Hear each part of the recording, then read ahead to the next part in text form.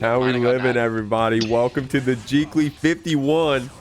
We're starting off strong here. No problems yet. We got Dr. Louse, BallinlikeJR over there, up against Zeya on this Baiken, ready to see what both of our players have. Now, BallinlikeJR, pretty sure I've seen them before on the Jeekly. Maybe I saw them in another stream, maybe, but here they are playing that Faust with the blue aura, so you know that they're a gamer. But Zeya over here with that goof tag. Going to get some started with this Baiken, but not in this round because we're getting beat up. Yeah, definitely beat up. You saw BallinlikeJR just kind of... BallinlikeJR. I was like, I did the swap. No. Just taking that burst bait kind of early there. Just, you know, it can be a plague, but it's a plague because when it works, it feels insanely good. Man, you got to give this game some credit, man. When you're running your offense, they've done a really good job at making characters feel good, man. Look at this Baiken getting that counter hit close slash, going to finish you off with that H cap. And the world was our oyster right there. We had 50 tension to play with right after and everything. It was looking pretty clean. And I feel like both of our players here are just kind of following the mantra of, you know, never stop baiting. We saw Zeya go for that very successful YRC bait, let him close out that round. But, you know, maybe we're going to see them lay off the baits just a bit, you know, play those layer mine games. And that, you know, maybe won't get to that chance because there's going to be a ton of damage coming out here from BallinlikeJR. Yeah, well, JR tried to get us with that guess for game Scarecrow. Zeya did a good job guessing for the game. We just got to get one more hit down. This far slash getting crawled very well by JR, using that Faust defensive mechanic to its full ability, trying to use that parry, but the thrust is going to take it out for us. BallinlikeJR starting off strong. Yeah, what we saw there is, you know, BallinlikeJR just trying to go for that kind of like death by 1,000 cuts. You know, don't want to give too many opportunities to burst. You're going to get these single hits. You know, even if they don't confirm, they're just going to bring you closer and closer to that victory and kind of force Zeya to play very aggressive with that gold burst. I like that, man. Like what we're seeing. I think this is historically a harder matchup for Baiken. Faust, of course, having a lot of pretty decent anti-airs, despite them being a little niche. But Baiken having a pretty linear approach. And also, of course, being able to crawl the far slash. And I think you're able to crawl some Yuzansen options also. But don't quote me on that one, y'all. BallinlikeJR trying to get that overhead. But Zeya with that very quick super projectile is going to get out of it. Crossing up with this H-cap too. Looking pretty strong for this Baiken. Yeah, and that's the thing, you know, even if the matchup is insanely difficult, Guilty Gear is the style of game where if you're able to get in and run your offense, it can be wraps no matter what. So as we're seeing Zeya just go through that to the next round here, just quick reversal super, not getting into that afro today. You know, that bomb hits a bit last second. Oh my god, that 2P is full screen on that round start, man. And all you need is a little bit of hits here and there. We didn't get a good combo yet, but that's all you need to get somebody stacked high so you can get these command grabs in. Able to store that meteor away. BallinlikeJR with that 50 tension as well. Maybe we can use it for an interesting moment. Able to get it out in time despite the burst. BallinlikeJR gets a perfect. Yeah, that's kind of an unfortunate checkmate scenario for Zeya because, well, you bursted out Faust, but you still have to deal with meteors, and unfortunately just got caught running up and just looking like no respite. Because, you know, BallinlikeJR is just putting us in this Faust pressure. I mean, that's not despite Zeya playing really well, especially with that projectile, but good crawl right through it. Getting bounced around by these items. A good show of item play right there from BallinlikeJR. Oh my god, that was so well orchestrated, man. We got the best item RNG possible. At the very least, they strung very well together, and BallinlikeJR took full advantage of those meteors. You know, never stop gambling. You end up in very good situations like this every time. It never goes wrong. We just see BallinlikeJR just... That was the textbook definition of a snowball. Man, that was sick. Great stuff. And I mean that was BallinlikeJR's credit to get both of those cross-ups, once on the meteor and then again on the bomb. So great stuff. Despite the RNG, you got to play well with it. Now Zeya trying to get something started. I think that was going to be a TK Yuzansen right there, but we're still making the best out of this situation with that deep Yuzansen, with that deep JH. Also, I did not realize that was going to hit. I don't think JR did either. 2H is going to finish off that quick round. I was sitting here flabbergasted. Like, we're stabbing the air and we got a counter hit. Like, that's actually just an insanely fortunate scenario. Letting Zeya stay alive, looking to get it, I believe, tied up. No, we're not. We're sitting 2-0 right now. Looking to stay alive, get a game on the board. But that cross-up mix. Oh, hold on. We've been gifted the corner. Give it a hairdo right there. BallinlikeJR is going to take it away from you real quick. Good blocks on these items and on those overheads, but we got a little anti there. Got that close slash in. BallinlikeJR scooping you back with that mix. Said, no, you're not going to bounce out of this corner today. Zeya ready with that parry on the wake up. Only one more hit to take it, and just like that, we get a game on the board. Chad, I know you see the routing. You know, BallinlikeJR is kind of clean with it. I was like, there's no shot this like actually routes. But we almost got the wall stick with that 2S. Zeya was feeling the pressure right there in the corner. Said, hey, I have the round lead. I could potentially have the, get this game on the board. I just need to get this Faust off me, and said I'm going to do so with the parry. Cleaned it up pretty well there. Going to see what adaptations we have here. BallinlikeJR are playing really strong on these round starts. We'll have to see what Zeya does. Ooh, that jump in JH. We saw success with the JH prior. Zeya was looking for some of that success in that round start. Definitely a good option. Just unfortunately ended up not finding its mark. Just have to block this onslaught. And we go for that Scarecrow PRC to keep the route going, get that wall stick, get that positive bonus going. And suddenly, I was gonna say it might be looking like all BallinlikeJR, but Zeya with a nice tether. Yeah, JR with a really good start to this round with that burst bait into that wall break, but Zeya with far enough with that YRC is going to call out that 2H with super. Sometimes those YRC distances can be tricky if someone's got an invincible super on wake up. Zeya just showed you why. 2H for the OTG is going to clean up that round. BallinlikeJR is here on set point. Very quickly turned that potentially dangerous situation around, and that's kind of just what you need to do. You need to take those... Oh, you need to take those opportunities where you can get them. A bit of unfortunate, maybe Strive Earth there. But, we're just seeing some amazing gameplay. Here we get that tether. We got the win con applied. Oh, tried to go for a cross-up throw, not finding its mark. Faust, Dr. Laus to BallinlikeJR, able to escape. Just needs to not let Zeya get anything started. And that parry, that whiffed parry is a great way to get us started. Ooh, a really deep option right there. I like how JR was trying to play around that trumpet with the love. Look at this routing. Try to get one more hit with that J2K. Zeya with that really far away parry. But just to delay the inevitable, JR is going to take it with the 2H and clean up that game 3-1. Alrighty, everybody. We're here at the second match at the Jeekly 51.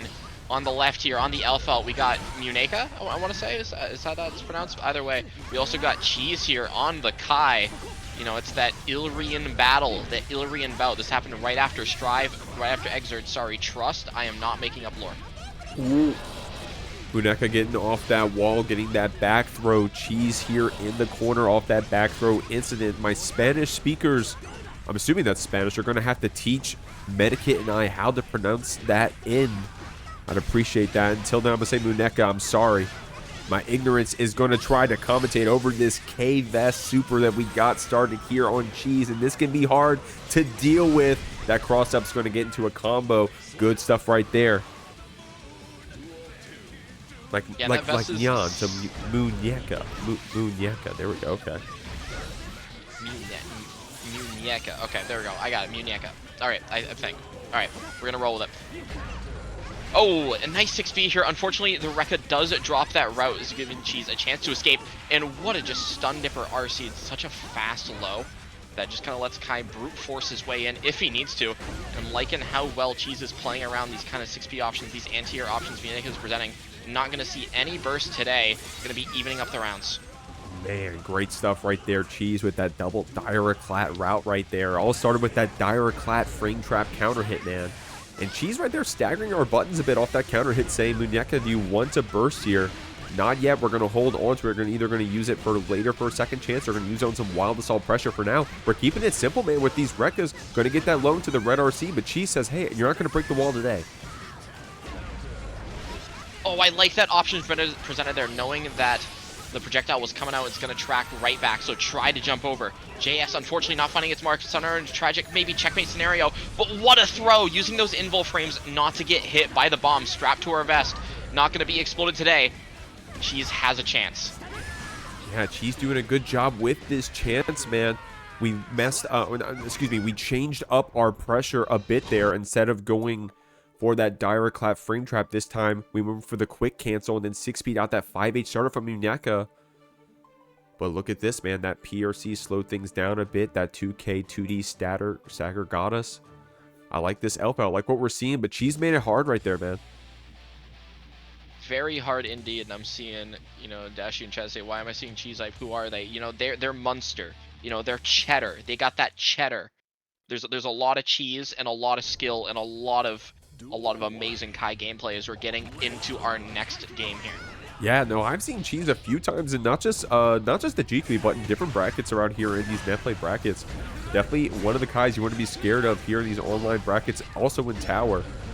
muñeca showing you a pretty solid Elphelt, though. You'd be surprised. Fuzion our counter hit going to carry this Elphelt to the corner. I like that double jump back 8 shot. Doing wonders over here, but Cheese has you in that shock state DP combo. Not enough to kill, but enough to make it hurt. Yeah, going for that 6K routing, looking a bit stylish with it, but also, what a just jump up a DP to beat that bomb option there. Just any option in general. Amazing decision that worked out for us, putting us up around muñeca. Okay, I'm gonna try. You got it, man. muñeca. I'm going to do my best as long as I'm giving it my all. Just like this 5H counter hit's coming out. And you can't be upset about that. Cheese trying to get some distance so we can spend this meter off a hit. muñeca's going to go ahead and burst back a bit, but that Sacred Edge is going to push us as well. We got this shock state. We want to get a chance to use it if we can, but that double jump 8 shot is doing numbers for us. Good block on that YRC. And we're seeing a potentially game-winning route here. Amazing bait. Looked at the 100 meter and said, all right, muñeca is going to definitely try to go for that, you know, that metered option to escape, whether it be reversal, PRC, super PRC, or just really anything. And amazing bait out there by Cheese. Man, I'm loving these Kai showing us these shock state DP combos, man. They look so clean. I love what they look like. And they pay off. They deal some damage, man. If you're ready to confirm that kind of stuff, they deal some damage. We got Galaxy in the chat. What's going on?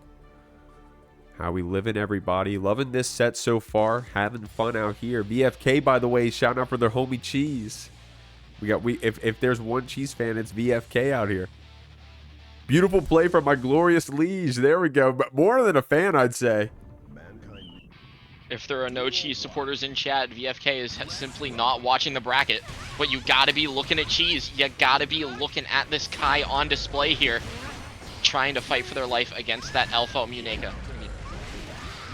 Alright. I like what we're seeing, man. Showing our pokes out here. Cheese trying to poke you back with that far slash. 5K for that soft OTG. Getting caught by that Sacred Edge. YRC to give us some time out of the corner, but I love that jump back JS. Didn't turn into a big combo, but it keeps this Elphelt in the corner just in time for that Pie Berry, though, to swap back and get this wall break. Great stuff there from muñeca. Yeah, and we're getting that positive bonus from that wall break, where we're turning back to neutral against Cheese with that 100 meter, allowing Kai to kind of just put Elphelt back in the corner here. Ooh, I saw the start of that throw from muñeca, from that Elphelt. Amazing punish here by Cheese, and we're just seeing suffocating pressure. I love that right there from Cheese saying, hey, homie, I don't know what you're going to press, but I know you're on a pixel. I hope this DP takes the round, and it did this time. muñeca right here, going to catch you with that Pine Berry, though, wall splatting and getting you with that Vest Super, which has been so good for this Elphelt so far. Oh, and I like that adaptation there, Jeek. You saw muñeca before had fallen victim to that run-up throw after that DP scenario there, post-bomb vest. But now we're seeing them do that backdash, trying to wait out that timer just to get them either back in those plus frames or back in a punish. But we're seeing Cheese just still alive, muñeca bursting out. Oh, bursting out in time to get a few more fireballs to close out that round. Now, Cheese can't be too upset about that because you were down in HP, so being able to get the burst from the Elphelt means you do have a little bit of an advantage here going into this round, and it may pay off, Medikit. Look at this. We're going to get a lot of damage here in this corner, still keeping this Elphelt in, and you don't even get the chance to burst. Oh, okay, a little bit of a drop. We just need to stall out, and then we're going to get that burst back, but gets clipped by that / Cheese, playing so aggressive there. Gets up 2-1. Ooh, okay. I like that swag. Try to finish with that swag S thrust there at the end. Just delaying the inevitable by a little bit longer. My apologies to Galaxy, also one of Cheese's allies out here. I see you out there, Cheese. I mean, excuse me, Galaxy. I see you, one of the Cheese fans. And Reeve, I barely saw your name. Galaxy and Reeve got the same name, color name on my screen. I couldn't even see it for a second there. Reeve, what's going on, homie? Master Shaken here. Master thrower of those master hammers. What's going on as we're going into this game 4? I'm liking this set so far. Liking the set indeed. We're seeing some amazing play here from both players. You know, we're seeing a lot of that Elphelt, that Elphelt gaming, certified Elphelt gaming. You know, just using that Rekka pretty phenomenally. Using that bomb super where you can. Just again, I mentioned that adaptation earlier. You know, muñeca just recognizing that throw situation and just backdashing there. Cheese right there, about to take you through that corner if you didn't burst it out, but maybe just to delay the inevitable. Building up that 50 tension for the Sacred Edge. We're going to get hard knockdown in shock state applied, but that mental stack with that hard knockdown, this turns into a throw. 2 throws to boot. Red RC to clean it up. Cheese is trying to run away with this one while we're here on set point. No, Cheese coming out here, show the entire Jeekly chat they can strike it and throw an A with the best of them.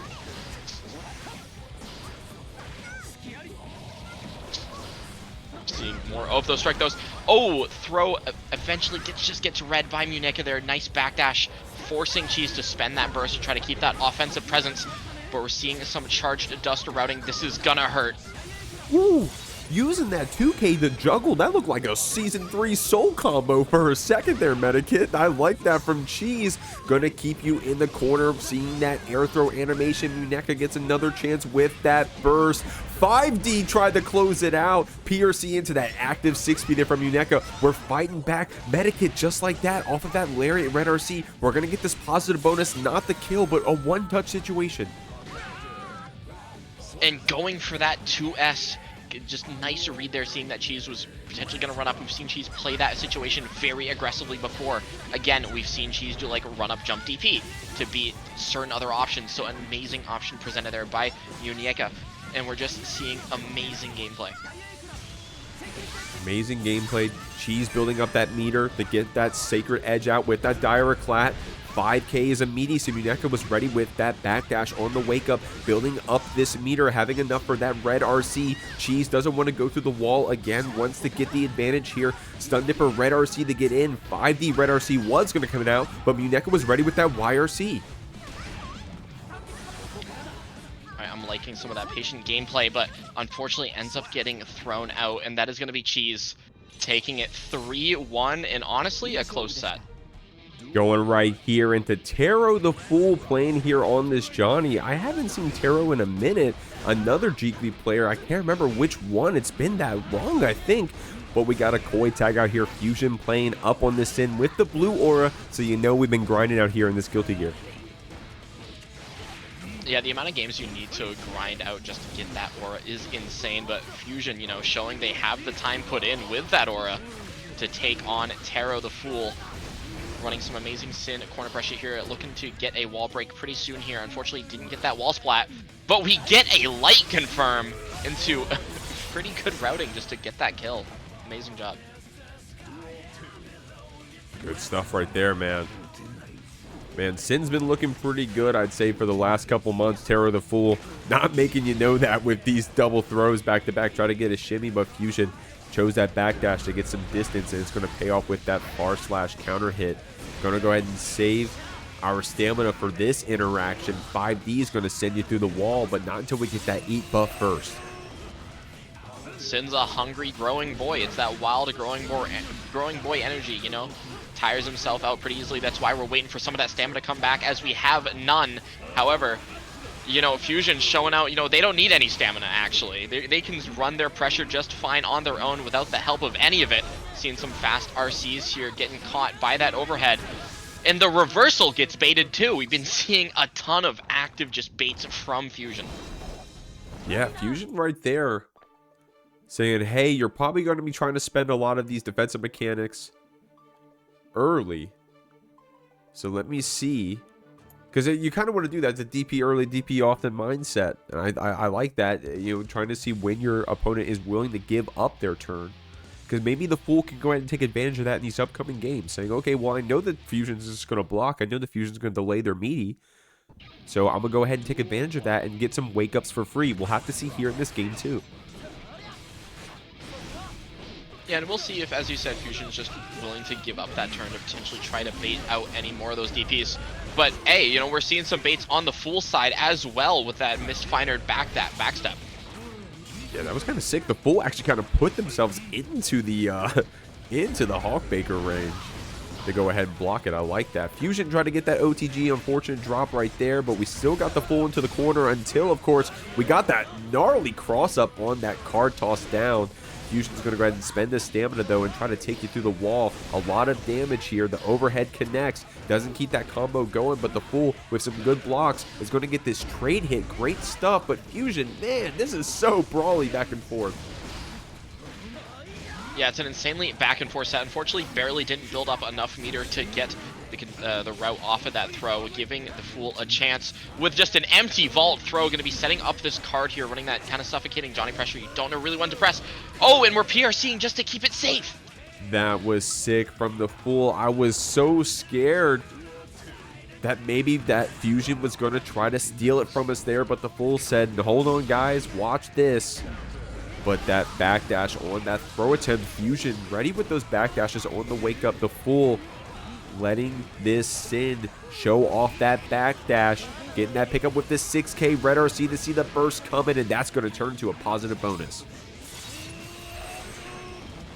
Yeah, and Fuzion just seeing the start of that burst come up through that RC, because one thing you can actually tell is if you RC and the shockwave doesn't actually hit them, that is the startup of burst. So amazing recognition there from Fuzion here, as we're just potentially trying to take that round, even up the rounds here. We have full stamina to play with. We just need to find the hit. Trying to get these missed finders, but Fuzion with the counter hit downtown cleans it up. And the burst advantage is going to this Sin, but the Fool will most likely be able to build up at least another burst, if not a couple wild assaults this round. Trying to get something started with that raw step right there. Fuzion going to spend some stamina for some pressure, but the Fool was ready with the back throw. And what a throw on that elk hunt. Essentially just letting Taro just get some pressure started up, but unfortunately not able to keep it going, as we see Fuzion going to be getting this wall break with that Ride the Lightning. That RTL has the 2 stamina to play with on that hard knockdown, but we see Fuzion with that 50 meter. That's potentially why we, not Fuzion, Fool with 50 meters. Potentially why we saw Fuzion do that backdash, try to bait it out again. Yeah, Fuzion ready with that backdash on their own pressure as well as on wake up, and also in neutral. You just saw it 3 times right there. The Fool with a good counter hit. The Fuzion waited a second to try to see if we were going to use that red RC. Saved that burst now. The Fool needs one more hit to take this out, but Fuzion with a lot of resources here. Going to start off with the RTL, but the card super takes it. The Fool gets one on the board. And that was an insanely strong play there from the Fool, just waiting it out, as we saw, you know, so Fuzion just has that 100 meter and could potentially just brute force the way in, as we saw with that run up super, just tried to see if the Fool was just pressing a button, trying to do any option there, and, you know, Fool's just waiting for it, just playing patient. That could have been scary, Medikit. I don't know my Johnny buttons, but I don't know if that super is invincible. So if maybe if Fuzion was a little bit closer, possibly could have connected. Of course, they had 100 meter there. Wanted to possibly spend it on a PRC for some mix, but we're in the next game now. The Fool starting off strong with that wild assault. Already going to get a positive bonus. We're 5 seconds in the round. Oh, and it doesn't matter if we get that positive bonus if we're not able to make use of it. As you're seeing Fuzion very quickly take control of the post wall break situation. forcing the Fool just to immediately spend 100 meter just to get out of the corner. Sending through that beak driver. A lot of damage here coming from this Sin. The Fool holding on to that burst for an extra second there. That 2P getting whiff punished in Fuzion. Ready with all of that stamina to cancel. Was able to send us to the wall. Not enough to kill. One more hit will take it. Positive bonus. Turns into that PRC drift down 2K. Awesome mix right there from Fuzion. Yeah, in that situation, it's such an amazing decision to make there, that feint into that low, because at that life total, it doesn't matter if you can or can't route from it. I'm assuming you can just like 2K, 2D DP there, but you know, even if that's a low stamina scenario, it's definitely strong. Oh, I like that mix from the Fool, man. That mix was so sick, but Fuzion was ready with those blocks. Look at that risk fully cranked. The Fool wanted to go ahead and try to get some more hits in, but Fuzion's going to fight you right back, turning that RTL into a wall break in the middle of the screen. A side swap to boot. The Fool will have some tension to play with here. Going to use that deflect shield instead. The Fuzion ready with all those defensive mechanics, but not that deflect shield this time, but sending you through the wall regardless. Seeing Fuzion just pick up on the Fool's habits, just doing that preemptive 6P to call out that vault. And that puts Fuzion in a scenario here where it's really a one-hit for scenario, but we just don't have stamina to force our way in. Right there, the Fool was trying to get in with those step dashes. But Fuzion was ready, fighting back with that beak driver. Great stuff. A little bit of a drop there gave the Fool another chance here. We had that tension to play with. We had that burst coming up. But Fuzion was ready, getting another game on the board. We're going to game 4 here, but it's been going back and forth here, Medikit. I don't know who's got it yet. It's still anybody's game. You know, if the set's tied up, it's gotta go. The lead's gotta go to somebody at some point. So it's still definitely anybody's game.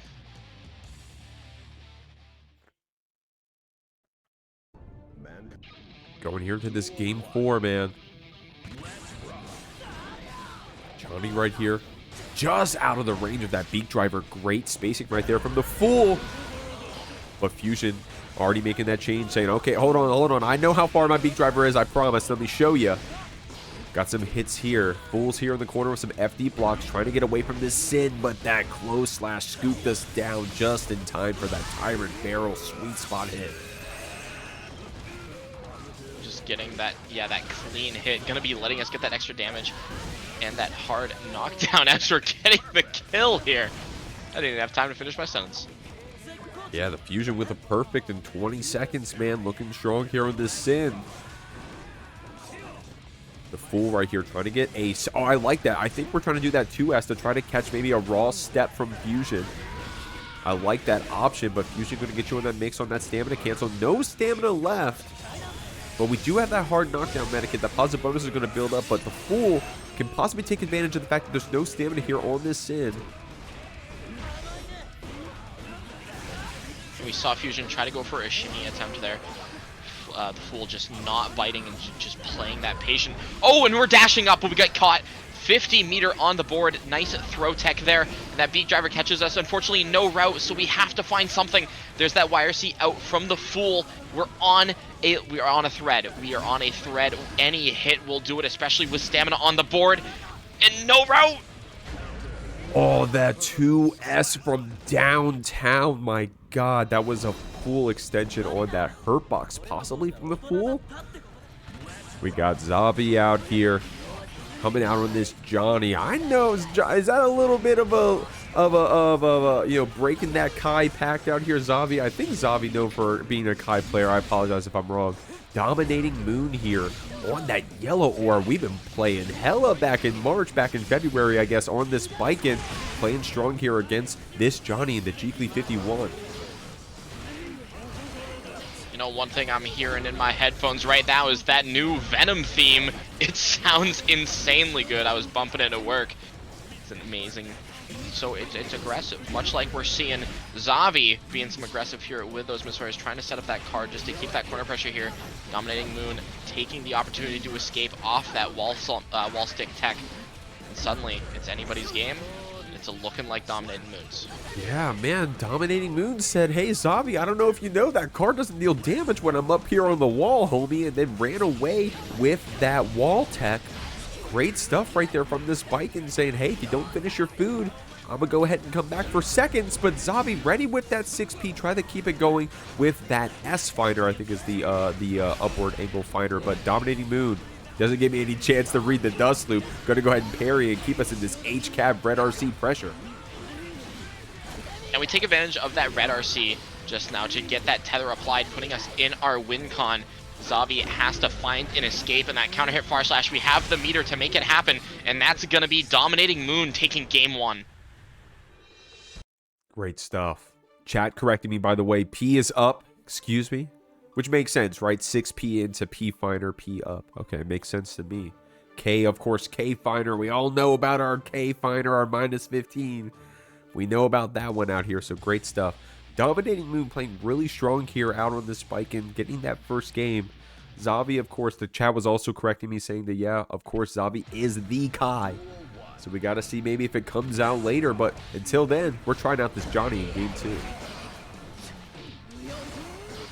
Yeah, especially if, you know, when you feel a character is tournament ready, you know, even if you've played them less, it might be worth it just to try it out, especially in the first couple games, kind of, you know, gauge the waters, see how they're doing. We're seeing Dominating Moon, however, just kind of handle that Johnny pretty well, as we're seeing some of the suffocating pressure. Very quickly, life is running out. We don't have a ton of meter to confirm any of those combos there, but we have Xavi still alive, still routing. Yeah, like what we're seeing here from Xavi, keeping it jailed here in the corner. Dominating Moon getting out regardless, though. Red RC on the HCAT to stay on top of you. Good dash forward there from Xavi. I think Dominating Moon had a similar pressure sequence with that JH when we were on the other side of the screen in the previous game. So Xavi making that adaptation, gets this hard knockdown for their troubles, but Dominating Moon able to keep something going here. That VRC not letting us throw that blue Wild Assault, letting Dominating Moon just take it there. And you know, we did, on the bright side, we did get to Dominating Moon to spend a bit of that burst resource that might prove to be a blessing for Xavi. Yeah, I mean, Strive, you know, not known to be a resource game, but you got to go ahead and count your blessings when you get them, right? So Medikit pointing out that burst beacon spend. Xavi spending their own right there, trying to stay here in this game. Counter hit JS from Dominating Moon is going to turn into a nice pressure sequence, but Xavi not holding that one, saying, make it true, homie, or I'm going to back throw you. Also baiting out that parry, which has been dealing a lot of damage here to this John. Yeah, that's a scary scenario to go for that throw there with Baiken being in the air. You know, that Tatami could have come out. Insanely good read there from Xavi. Just keep going, and we're seeing the supers flying out, looking like an AMV. That's going to be Dominating Moon taking game 2. Yeah, Dominating Moon saying, hey, my super I can use in the air. Want me to show you? But I like that from Xavi, trying to get some distance back with that deflect shield. Knowing that if only we got that hit of the card super, it would have been good for us. Dominating Moon, I mean, the pun is there right on the table, man. I got to reach for it. Dominating Moon out here dominating. And doing so enough to put Xavi on the main. We're going back to the Kai here in this game 3. And we've seen Dominating Moon, as you said, you know, dominating against the Johnny. But we're going to see if Baiken and our arsenal of gadget sword skills in this gun she found can defeat Kyle Kisuke. As, you know, Xavi's known for it. That's the Xavi classic. And I like that the Dominating didn't even need any chance to adapt. Said, okay, Kai is going to try to projectile me out. I'm going to use these Tatami mats. But Xavi, more comfortable in these combos, taking us through the wall to start us off. Dominating right there, getting DP'd on their pressure. PRC to figure out that situation, to slow things down, to get around on the board. Good stuff there from Xavi. Yeah, and that was a situation we saw there where sometimes Baiken's tether can work against her. It's kind of like Dizzy's Ice Floor in that manner, where it can let your opponent confirm in scenarios where the otherwise might not be. So it's kind of a tough situation if your opponent's able to break out of your own pressure while they're tethered. Ooh, we got this tether combo. JH counter hit's going to turn into this interaction here. JD for that deep wall splat, and JD to get the wall break as well. Dominating, getting hit with that Sacred Edge, getting that shock state on themselves, trying to go burst pretty confidently there, but Xavi turning that stun dipper red RC into some corner pressure. Not enough to kill quite yet. Dominating has another chance here. Oh, and that JH hitting deep. So now we have a chance. We have a chance to live. We're just trying to control space with these tatamis. But we're seeing Xavi spin that meter. What a parry! Dog, these parries have been crazy from Dominating Moon. They've been so insane, and I mean, I didn't even expect them right there, to be honest with you. Xavi said, let me just throw out this far slash. I know it'll carry me home. But Dominating Moon's got us in this last round, back on set points, got you on this tether, got you wall splat possibly with that JD. Not quite yet. Xavi trying to get out of the corner here. Oh, and we were able to route a bit off of that gun super, letting us get a bit more damage. Put Xavi more and more back to the wall. What a charge dust in the middle. That's going to be letting Xavi get into an insane situation and refreshing that positive bonus. And oh! You know, we're controlling the ground with that charge stun edge and controlling the air with a Fuzion arc. It's an anti-air. Okay, this wasn't a cross-up, was it? Maybe we just did an FD block? Let me look at it, because we had the tension. Was this a cross-up? Did I get hit? Yo, was that a cross-up? Oh my god. That was a cross-up. Kai landed behind Baiken.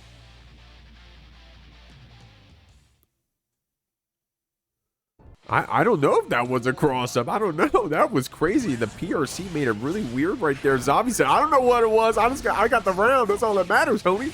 Gonna keep you in this pressure despite that tether. Dominating Moon's gonna get this pickup with that H-cap. We just built up the tension. Gonna spend it on this Yozansen hit. Xavi doesn't want to go to the corner quite yet. It's gonna spend that burst. Yeah, we're definitely seeing, you know, that familiarity on that Kai come out as we're seeing, again, some amazing plays I wouldn't have thought of to do, that's for sure. Just needs to find a way to stay alive against Dominating Moon here.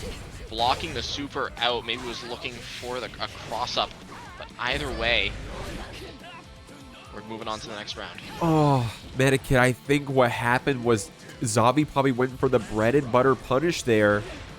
But I think that Dominating had that tether applied. I think it messed it up a bit. I'm not sure. I know that it messes up my combos personally. So I think Dominating was able to rob a bit that round. It is now going to jail you out with these tatamis. Xavi trying to do some projectiles of their own. That 2H red RC is going to do a good combo here for this Baiken. Possibly a wall break as well. Xavi did just get their burst back. That's going to prove to be vital because we're seeing, well, you got to burst there immediately. But, oh, we're just doing the run-up, not able to block it out. That is going to be Dominating Moon, taking it 3-1. Familiar faces out here, y'all. We got Asta with that Fumo tag coming out here on this Sin. Uncle Dante playing this Chipp. I can't remember what set it was. Uncle Dante had a really gnarly upset against someone recently, I think, here in the Jeekly. Here they are playing against this Sin in winners round 3 of the Jeekly 51. And you were talking about having an upset. I'm not quite sure if this one is upset just yet, but we're seeing Uncle Dante have some amazing chip gaming, spending that gold burst very aggressively. And I mean, we've seen a lot of use of that shuriken. It's been working out. We have meter to kill here. We have that 100, not able to get the full route though. We need to make something happen. Asta gets out. Ooh, using that chain shift to slow things down, getting that back throw in. Great stuff there from Uncle Dante. Like what I see right there. 2K2D to that Hawk Baker. Gonna pick you up. I like that we're conservative with the stamina as well. There's probably a Sin route where you cash out and get the wall break right there, but for what good, right? Go ahead and keep it on and save it for moments like this. Tyrant Barrel, hard knockdown, or a kill. Gotta remember that Chipp HP is a little bit lower. Now do it on Chipp meme is a reality. As we're getting his Asta Yuns up that round there. I mean, hey, you know, we get our own DP baited. There is no punish. However, Uncle Dante back into that corner. Asta spending that burst aggressively for that positioning. And another burst coming out from Uncle Dante. That might prove to be fatal, especially in scenarios like this. Ooh, my God. Wow, that was a great confirm from downtown on that 2S. We saw another Sin with a gnarly full screen 2S earlier today. Asta with another one for us with a quick game 1, man. But also down a round. That was a very fast game 1 for each player to get around in. insanely fast, and you know that's why Guilty Gear's first to 3. You know, even if it goes to that round 3, you can still speedrun it just with how explosive certain characters are.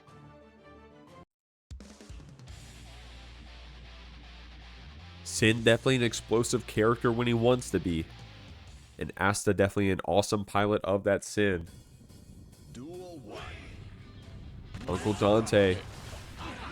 Really gnarly Chipp out here, man. Shouts to Gibby in the chat, by the way. What's going on, Gibby? And Phil. What's going on, Phil Swifty? How you living? Hawk Baker. Yeah, we're going to see a lot of those coming out from Asta. Got that risk fully cranked up. Going to cash out a little bit on that stray hit here on Dante. Going to spend that burst on that counter hit to try to get out of here. The trade hit pays off for this Chipp. Asta getting caught whiffing that 6P, and now we're in the corner whiffing this Hawk Baker. And that's a whiff DP, so we get a nice counter hit starter. Going to be getting some nice damage with that clone super. So now we just need to find a mark, that Alpha Blade, finding it, and that must be what we need. We have that meter coming back. We have close to 50, so that positive bonus is going to put us in an insanely powerful spot. But hey, look at Asta. We have that meter to spend on that YRC. We have that 3 stamina from having to block for a fair amount of time, so we can just start cooking up, and it's Chipp health, so we can just immediately get cooked up. Man, and I saw that from Dante too, was really conservative with that 100 tension, didn't want to throw away that YRC too early, knew that Asta would be looking for it, but the more the time ticked down, the more likely it was going to be. Great stuff there from Asta securing that round. Dante trying to get a stray hit in here. But once we do, we got to get through that burst as well. So it'll be a mountain to climb here. Asta going to make you hurt even more with this RTL. Yeah, and that's a nice chunk of damage on Chipp here. It's going to be one more interaction per game, and that baited DP is going to let Asta take game 2 in a convincing fashion. Great stuff there from Asta.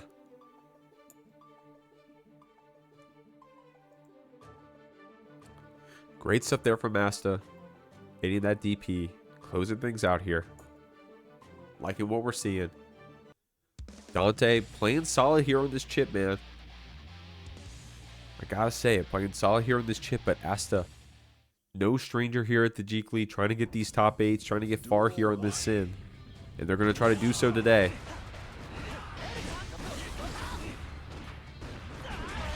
A good way to get us started. We're seeing Asta play a bit more aggressive with that stamina we saw in the first 2 games, playing extremely conservative with it. But now we're just seeing we're cashing out. We're immediately going for that wall break with that Tyrant Barrel. So now we're just trying to find that mark, and that could be the round before we get past 80 seconds. Oh man, we saw a quick round earlier at 75 seconds, but yeah, you called it. That one got the 81. So great stuff right there from Asta. We were saying it, man. That Chipp can be, that Sin can be explosive. Good stuff right here from Dante. Trading DPs back and forth, both of these characters.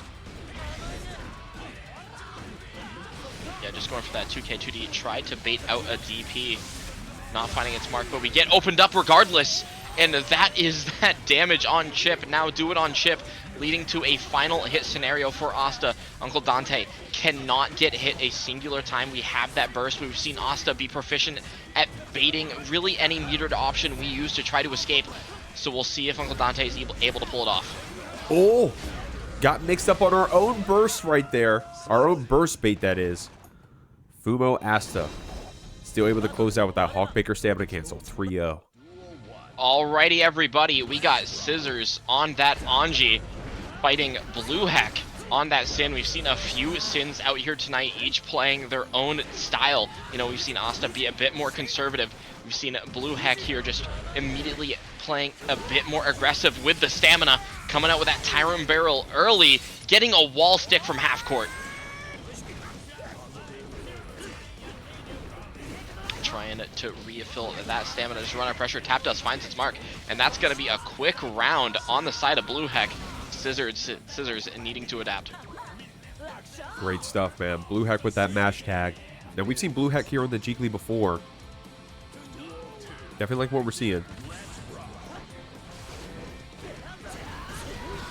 Oh, and you see a bit more of a passive kind of, you know, just that patient round start as opposed to the aggressiveness we've seen in that round 1, just instantly switching it up. trying to, you know, keep Scissors on their toes.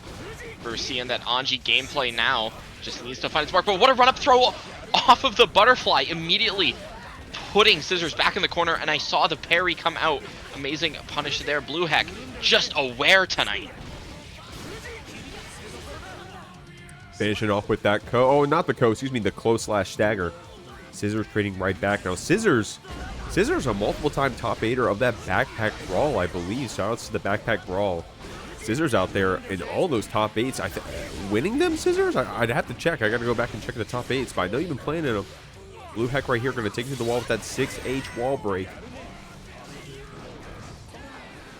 Yeah, we're seeing BlueHek just playing a bit passive there, just trying to punish any spin attempts, any of those Fuzions. And we're finally seeing the escape come out now. But Scissors finding the spin of their own, just trying to make something happen.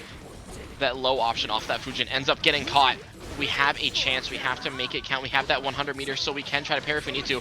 Mashes out with that 2P. We're going to be going for the extension. Keeping this jail back with that projectile with these pins as well. BlueHek saying, I only need one more hit to take it. I don't want to get caught. Scissors right there gonna make it happen though with that counter hit. Man, that Anji came out clutch in that last round. Yeah, and honestly, that was looking like all BlueHek, but, you know, Scissors has just found the mark, found what they needed to, weaved through that sin to find the victory on, honestly, like a last HP, last hit sort of scenario. Well, but also, exclamation point Matcherino, to take a look at the prize pool for tonight. I know we got some codes to claim, so come on out and show out and claim some codes. It's free, adds $25 to the prize, 25 cents, not dollars. Oh man, I wish it added $25. I wish it did. If you're feeling a bit saucy, exclamation point shirt, and get yourself a shirt. Mankind knew that they cannot change society, so instead of reflecting on themselves, duel one. All right, we're getting back in here after that bit of Strive Earth action. We saw Scissors kind of clutch that first game out, but now we're seeing BlueHek just back to running that Sin pressure. Sin, you know, Scissors finding the escape in that back throw, potentially dangerous situation. We don't have much stamina to play with, so we can't confirm much at the moment. It's slowly coming back. We just need to live through the onslaught, and this might be just what we need. Man, I was liking what Scissors was doing there for a second. We were wiggling, we were shimmying back and forth, but now BlueHek's got you in the corner. Scissors with some good defense here on this Anji, blocking it out, able to spin out and get this counter hit. BlueHek holding on to this burst just in time for Scissors to get this super for the hard knockdown. Gonna cash out. We got that 50 tension with this hard knockdown. We got to see what that mix is going to be. YRC is going to buy us another second here. BlueHek, however, just in time to get parried out. Scissors securing this first round. That was going to be a wall break too. I didn't realize we were that close. You know, so even if that parry didn't kill, yeah, it would have killed. There was that wall break damage there, that flat damage, letting Scissors get in. But what a DP on that Fuzion. Yeah, Fuzion. Putting BlueHek back in this corner presence scenario, but we don't have stamina, so we need to play that kind of tight stagger pressure game, not letting Scissors mash or throw out, as you've seen them kind of expertly do in the last round.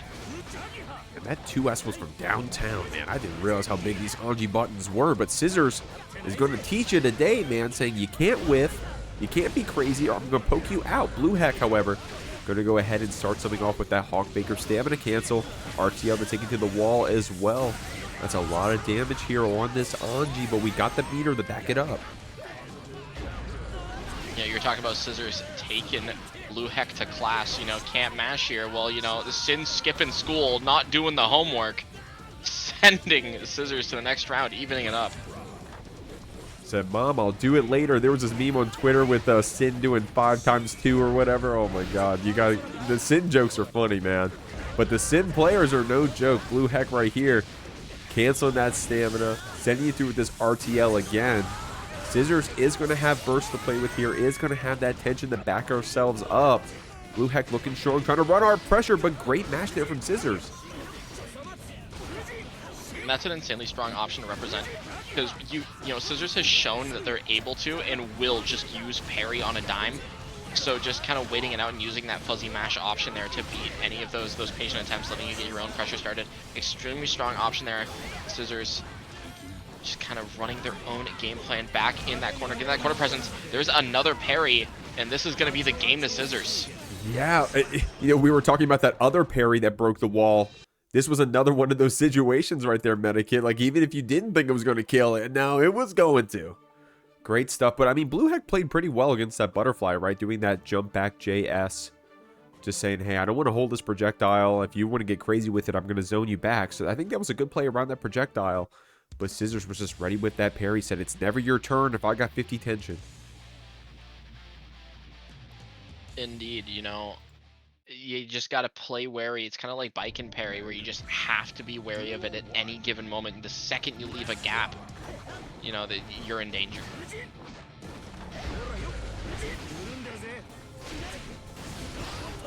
Hawk Baker coming out.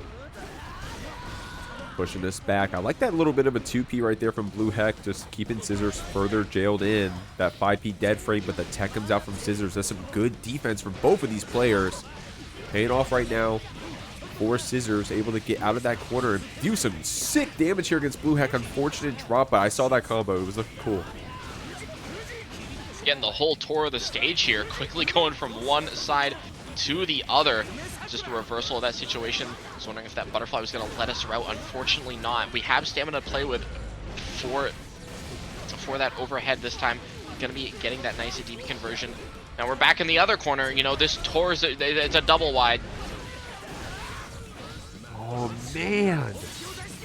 What a pixel. BlueHek able to close it out. Scissors with some patient defense there at the end. All we needed one more 2P to take it, but BlueHek still able to run away with that round. Medikit was right. We saw the whole Tour de France of that stage, man. The whole Tour de France. We're seeing more of the stage now. We got floating pictures in the background. Much like Sin's floating in the air now. Going to be getting sent through the wall. I know Anji's got enough of them, but call me a fan. Man, I don't know. My co-commentators are making that joke. If I had a nickel, I'd have 15 cents. Here we go. Overhead coming out. We only need one more hit to take out this BlueHek, but we saw in a pixel we were able to get away with it before. Not this time, though. Scissors going to bring us to the last round here on set point. I mean, hey, you know, Jeek, if you're looking for the puns, I got more. I got them in spades, you know. But we're seeing that burst come out from BlueHek, just trying to keep that corner positioning here. We have the stamina coming back slowly but surely. Unfortunately, Tap Dust not finding its mark here. Scissors escaping. And we have that meter to run our own game plan. We can Fuzion, you know, do that little RC, the overhead RC if we need to, but we might not. We have that meter coming up. Might be able to just go for the kill off of that DP bait. Good stuff there from Scissors and a clean 3-0. Going to keep moving on here in this bracket. No stranger to the stream. We got Lurry here cooking on this Faust. Coming out here. NCLRTACO. I like that tag. What's going on? Lurry coming out here, repping that Faust many times here in top 8s at the Jeekly.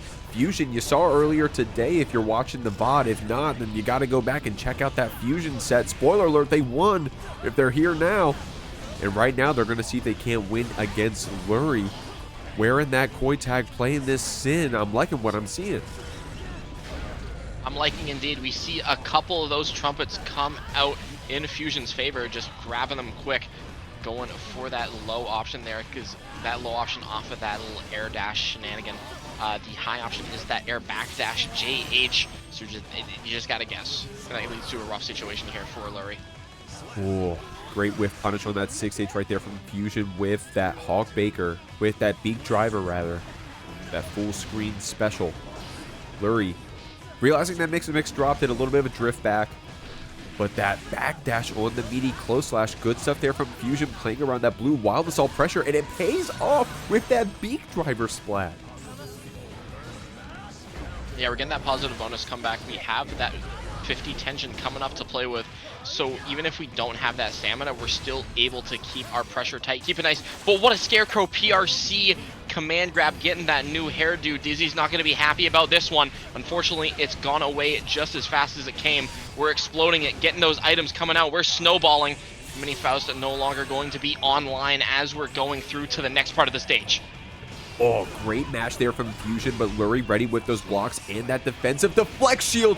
Wow, oh my lord, picked up with that 2S and converted off of it. Lurry with a sick anti-air there, keeping ourselves in this game. Now, Fuzion does have the burst, but you're going to have to play around these good items here from Lurry. We had the hammer, we had the bomb. Now that trumpet's going to slow things down a bit for the Sin. Not slow it down enough. Fuzion racing in and getting that ride the lightning, sending us back through to the other wall. It's okay, didn't like that part of the stage anyway. We'll see it quickly if Lurry is able to keep it going. There's that other trumpet here, maybe not what you want to see. Oh, but Lurry was able to grab it. There you go, man.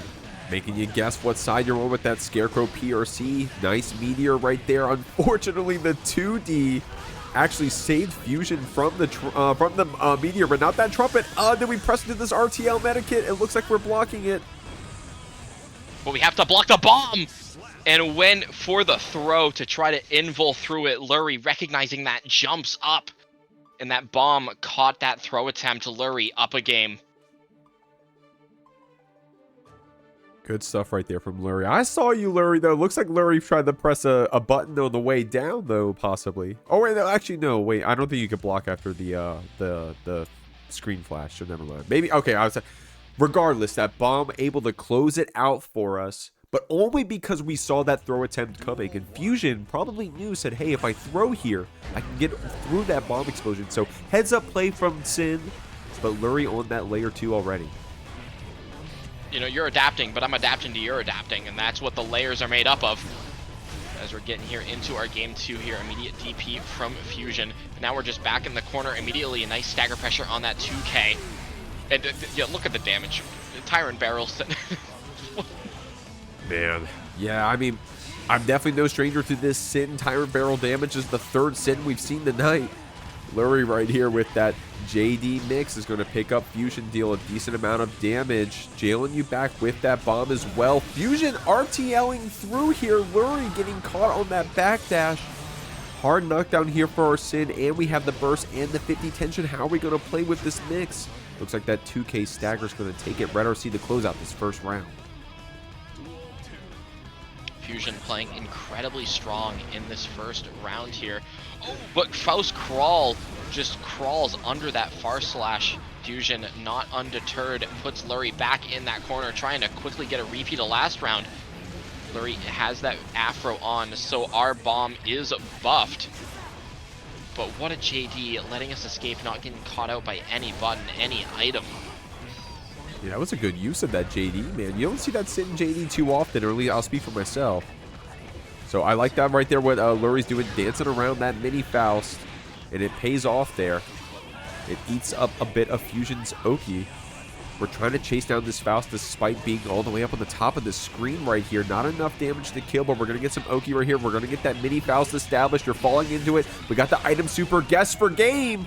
Going to get behind you with that Scarecrow. The Meteors are going to take it. We're going to the last round. Yeah, that was incredible recognition from Lurry there, just knowing, hey, I need to play around this mini Faust, because we've seen, you know, Fuzion try to go for maybe a bit of those riskier options in those scenarios, letting mini Faust, you know, either make them block or just end up getting hit mid-route, letting Lurry take that round, even it up. But now we're seeing a pretty similar scenario. You know, beginning of the round, we saw Fuzion, you know, put Lurry in the corner last time. We're seeing a similar situation here, except what a punish on that deflect shield, just going for that air backdash. Gonna be sending us through that wall, giving us that hard knockdown, but we have Super PRC on board. Not gonna find it. Yeah, Fuzion trying to keep it going with that PRC right there. Lurry getting that command grab jumped. Fuzion gonna make you hurt for it. Great stuff right there from Fuzion. Playing super well here on this Sin. Jumping around here. Try to keep that combo going with that PRC, man. But able to still finish their food. Get that second game here on the board. These overheads, man. Dude, these overheads have been going crazy. These hoof stomps, man. Hey, you know, they've been going crazy. I believe it was Fuzion who we saw as well just represent that and then quickly feint into the low. So it's insanely powerful option to represent, especially with that meter. Mankind. Duel 1. Let's rock. Gotta keep everybody guessing. Counter hit 5H here for Lurry. We threw the trumpet, but it was backed right up with a meteor, so good stuff. Oh, Fuzion really patient right there from Fuzion, saying, I don't know what you're going to do, but I'm going to block it out. JD gets the pick up. Wild Assault delayed that burst activation by a little bit. Good just blocks here from Fuzion with that fuzzy jump, trying to get past a possible command grab attempt, but Lurry's going to catch you on that backdash, keeping you here in this corner. That change hit from Fuzion was so good. Yeah, and we're seeing it lets it Fuzion, you know, got a little reset with a counter hit Elphelt in the middle of the route. But, you know, that's Lurry kind of salvaging that situation, putting us up a round, trying to very quickly get up. And that round start J2K gonna let us get a nice position here, get that bomb on field, letting us get eat that item. That weight might be incredibly important if we can open up Fuzion. Opens up a ton of high damage routes, just going for the neutral choice there. Oh man, a lot of stamina spent here for Fuzion. We still did secure the wall break with a lot of damage, that is, too. But Lurry does have some resources to play with here. Some stagger from Fuzion trying to bait that YRC activation, but Lurry, good job delaying it. And I like that. We only had the command grab a few times, and now Fuzion is backdashing here quite often, and Lurry's catching it with run up 2K. Yeah, we're seeing Lurry also find the trumpet in that situation there, because we've seen earlier in the set was a pretty common scenario where, you know, Lurry would get that trumpet on offense and then Fuzion would get it and it would kind of lead to the offense crumbling. But we're seeing Lurry get up 2-1 in a nice little route there to close it out. Great stuff. I like that slowdown too. Lurry said, hold on, I'm just going to line this up. No way I'm dropping this today. Waited a second, got that close slash 2S. Great stuff there from Lurry. Finishing their food. Up 2-1 here in this set against this Sin. And I think it's... I want to say that we're catching a lot of those backdashes, man. You know, Fuzion was really active with those backdashes earlier on today in their previous set. And I think that Lurry probably took some notes. That's what I'm thinking we're seeing as well. You know, Lurry definitely making some adaptations needed here. Quickly putting themselves on advantage, but still needs to win that game.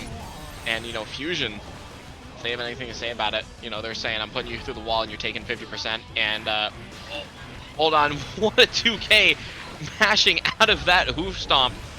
Suddenly, it might be all Lurry. Lurry right here saying... Though the mental stack of the donut was so strong, we got a command grab in. Fuzion trying to burst us back a bit. That PRC Scarecrow getting another grab in. Look at that, man. Lurry got one grab backdash, one grab jumped, and then adapted. Went for the 2Ks, went for the 2Ss to catch that backdash. And then as soon as we started catching that backdash a bit, introduced that command grab again. Bursting to try to get another chance here. Either player's game. One more hit will take it. FD block from downtown. You still got this Afro trying to get it off, saying, get off me, homie. Yeah, and we see that trumpet force Fuzion to go into the air to not have to block that. And Lurry just going for that quick little scalpel in the air. Just forcing Fuzion to block either way. Lets Lurry take that round. But hey, Fuzion still alive. Has burst coming back on deck. But we'll see if we'll be able to make effective use of it. Lurry quickly putting us in that blender, especially with that quite literal blender of cross-up mix. Wow, great mix right there from Lurry, bringing it out here in the game 4, getting you on that cross-up PRC Scarecrow again. The stack so high, gets another command throw for his troubles. Afro Pop going to start, hit the startup of that air dash. Fuzion with a lot of resources to play with, so we got a few chances here, but you're going to have to get through these mini Faust, these bombs. Even if you got the trumpet, Lurry's going to grab you right through it. Yeah, we're seeing some amazing play here. Lurry playing very aware of the fact that Fuzion has meter. We didn't get a route there. Fuzion still has that burst available. We're going to have to maybe play a bit aggressive with it. There's that elk hunt. We have 100 meter. Nice counter hit. Orange Wild Assault. No wall break. Lurry has that chance. Immediate YRC. Oh, the Hawk Baker from the other side. The mix wasn't active quite fast enough to get that hit on Fuzion. but the Wake Up Super PRC is going to save that round. Lurry and a nail biter all of a sudden, able to take it 3-1. Players here need no introduction as we're getting into our next match. We got cloned $1.50 hot dog on that Slayer. Then we got classified, playing that secret service agent Giovanna. Two very heavy rushdown oriented characters, can be explosive when they need to. We're seeing classified very quickly get in here. Clone probably tried to backdash that spiral arrow, unfortunately gets caught for it, and we're just immediately reversing out suddenly. It's a very quick game. It's going quick so far, man. Classified dealing a lot of damage here, but Clone playing that Slayer can definitely make you hurt off of gnarly counter hits like that one. God forbid you try to throw that Master's Hammer, because Clone's going to make you hurt for it on that first counter hit interaction, finishing things off with the bite. Great stuff right there, but Classified with a very solid start to that round. Indeed, you know, that was looking all classified for a second, but again, you can never count Slayer out, especially with how explosive that character is. As we're seeing here, immediately into that orange health, tried to go for that burst bait, not finding its mark. Classified getting that throw, you know, running that throw loop, so looking like Street Fighter 6 out here, getting that wall break. You know, just again, whenever either of them get on offense, it's insanely oppressive and insanely strong from either side. And that was insane from downtown right there, but Classified with this Wake Up Super still able to finish their food. Clone was gonna, and dude, Clone wasn't even scared of that burst, by the way. Said, "You're gonna need the burst or I'm gonna kill you, homie." But that drop led into that Wake Up Super, and Classified running away with it now on this last round, sending you through the wall, getting this positive bonus. Clone does have that burst to play with, but these counter hit Master Hammers, Medikit, they've been dealing a lot of damage over here on the side of Clone versus Classified. Indeed, and when they went for a quick little RC there, trying to just go for a combo extension, maybe tried to bait that burst. Not gonna need it, even if we get that burst out. Slayer does enough damage to where, hey, you just get caught out, and that is Cloned, taking a bite of that $1.50 hot dog at Costco, taking the first game. Great stuff, man. Clone definitely one of the favorites to make it far in this bracket, but you'd have to get through Classified first. Top 8ing every Jeekly I've seen them enter. I don't know. Classified, you got a perfect record for top 8ing the Jeekly at this point? Something crazy like that, I think. We'll have to see. Clone going to start it off with that map of hunch, man. Mashing that close slash, saying, I don't know if you're backdashing, but I'm going to hit you eventually. Classified trying to get some hits in of their own, but that burst gives Clone another chance. Going for those RCs, going for that bump ahead, or it's late, one of the two. Yep, okay, there. As I say, I summon it, and that's going to be a quick kill on the side of Cloned. Represented that low option fairly often, you know, maybe trying to hit the, you know, surely they don't think I'm going to go for it the 7th time, and it ends up working out for Cloned as we represent the overhead.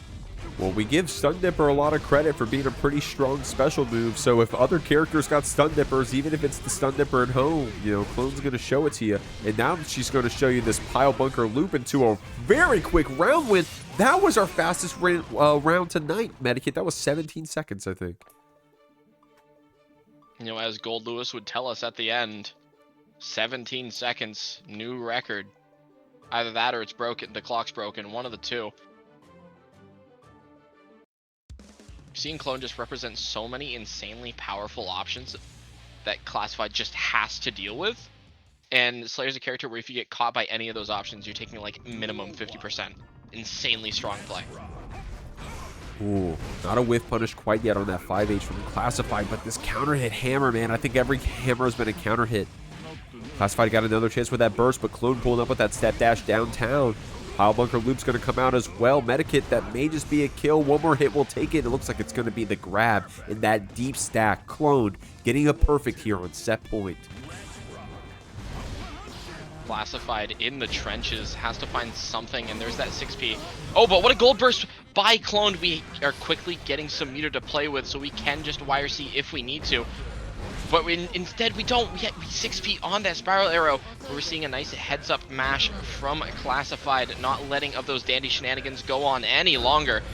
And seeing again, it's just a lot of that heads-up play. We're seeing a lot of those active mashes from Classified. We saw that deflect shield bait.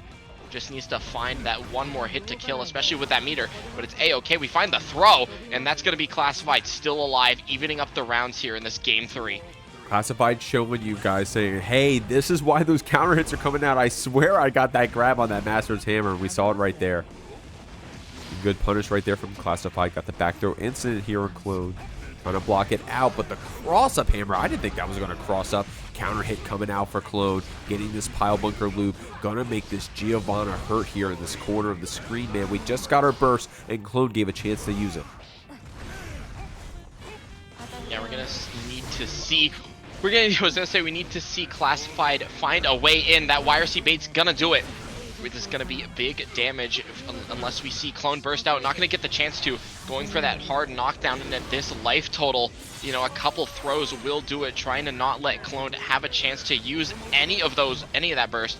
Ends up coming out regardless. But again, we have that 50 tension, so we can PRC a 6P just like that. Classified, still alive, taking a game. Good stuff right there from Classified. Taking that for sure punish there on that Master's Hammer. Spending the tension in order to do so. Saying I'm going to slow down the situation. Just backdash out of the range of this special move. That's got a massive recovery time. As long as I don't get hit by the guard crush of it. And I'll take you out. Good stuff, Classified. Go in here in the game 4. We got to see if Clone is going to keep this pressure up. Or if Classified's going to make her start shivering in her boots. We got the color swap too, man. And sometimes that's all you need. You know, we've seen a couple players just kind of rotate through those color options. You know, it's sometimes it can represent a mental reset. You know, it's like, hey, it's A-okay. You know, it might be paired with like those couple seconds of that break just to reset that mental. But Clone trying not to let it reset at all, saying, hey, nah, you're still in my realm. And suddenly that's like 75% taken. But there's that reversal super coming out.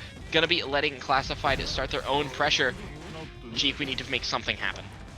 Yeah, Clone is making it happen right now with that pile bunker red RC to start off that situation. Then getting you off that next grab. Clone right here bringing us back to set point.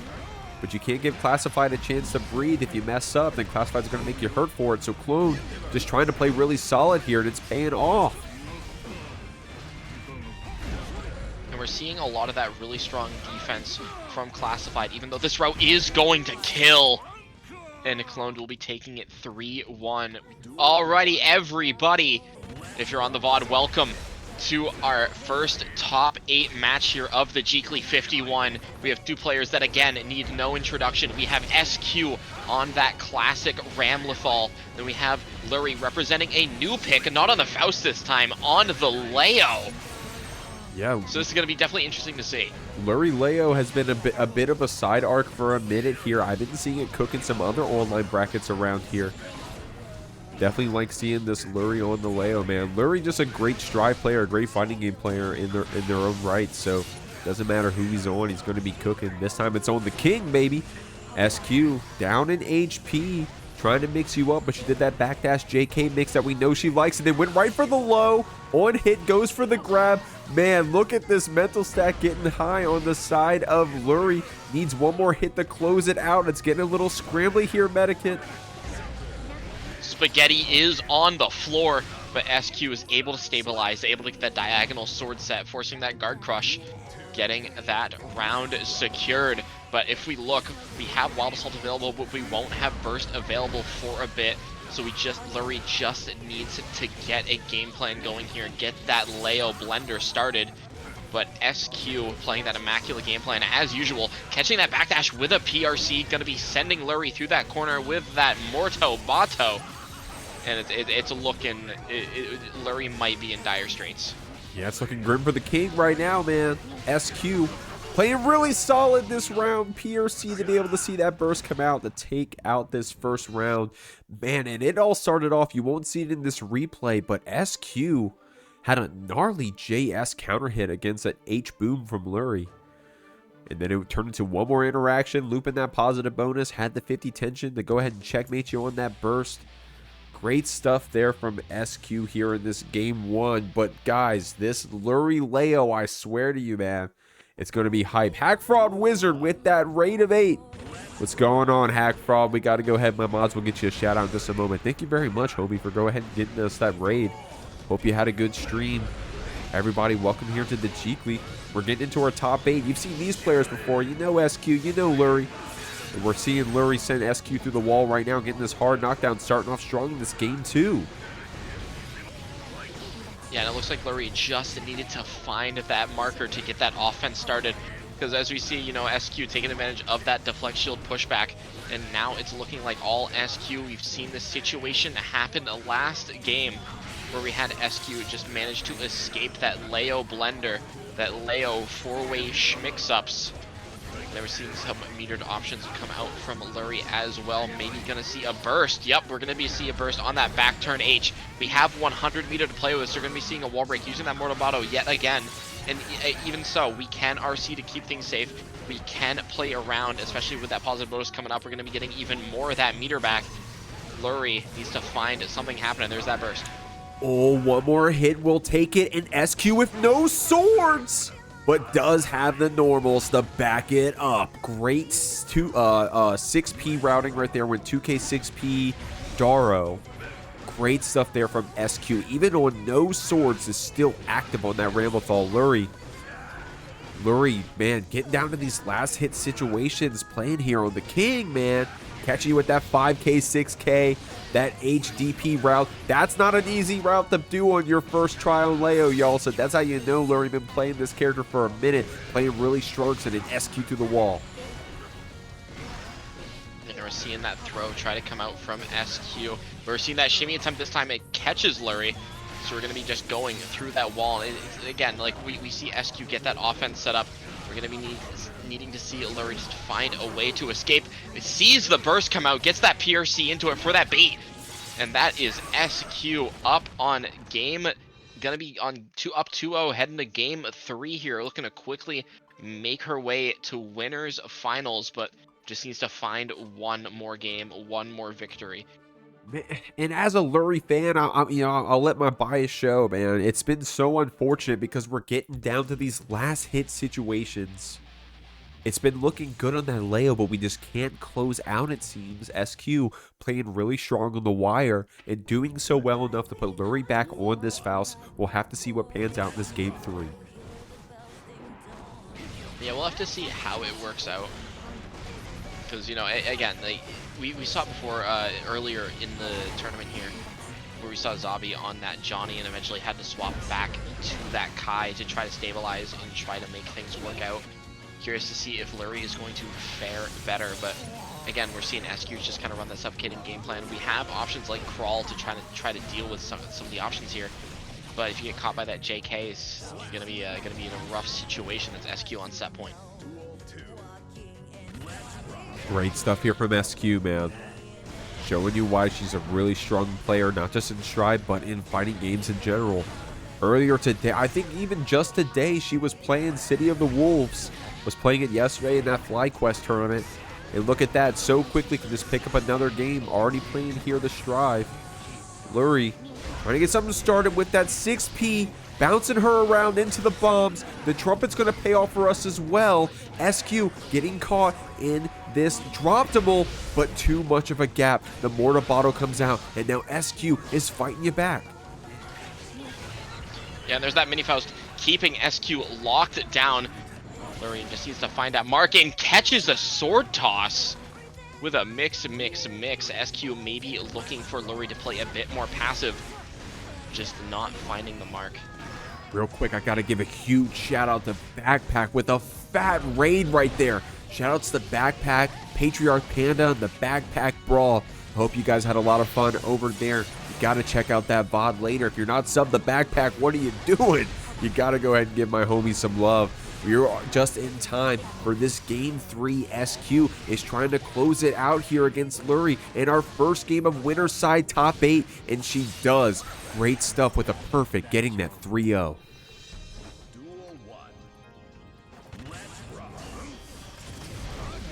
All right.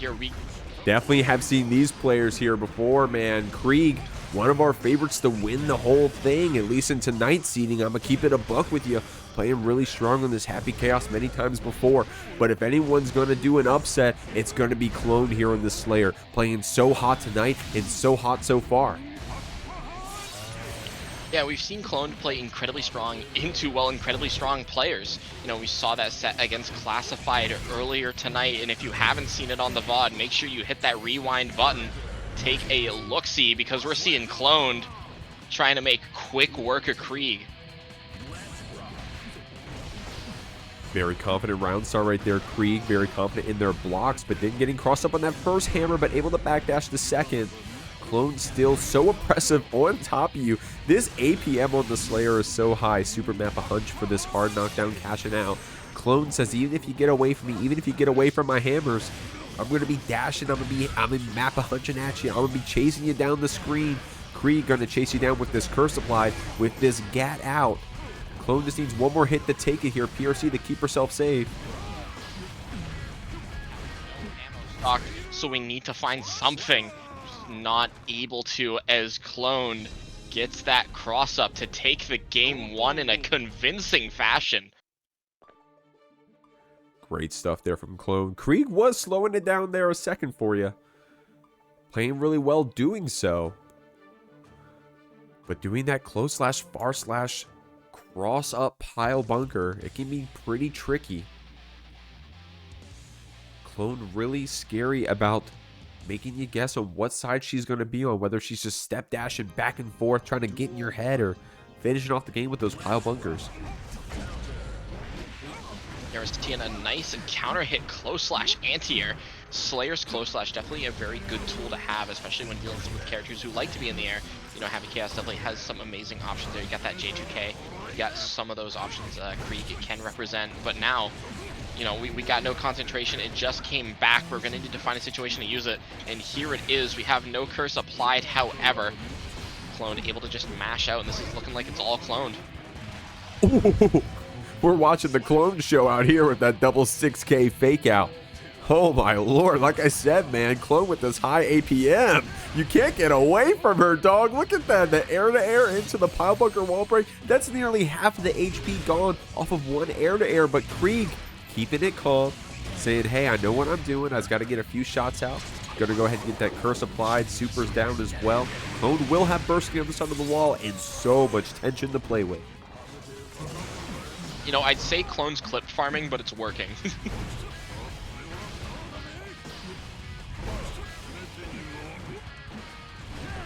He's going for some of that stagger. Pile bunker finds its mark. You're going for that burst bait.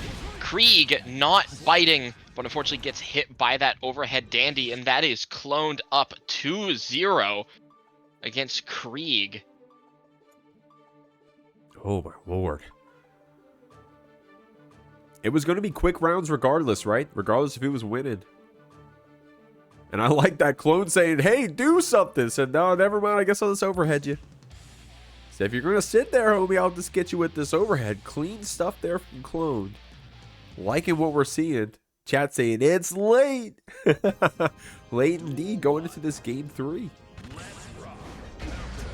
You know, Clone's looking to not be late anywhere, you know. It's like, hey, you know, it's getting later in the night. Clone trying to get this win, trying to go to bed, you know, just trying to speed run.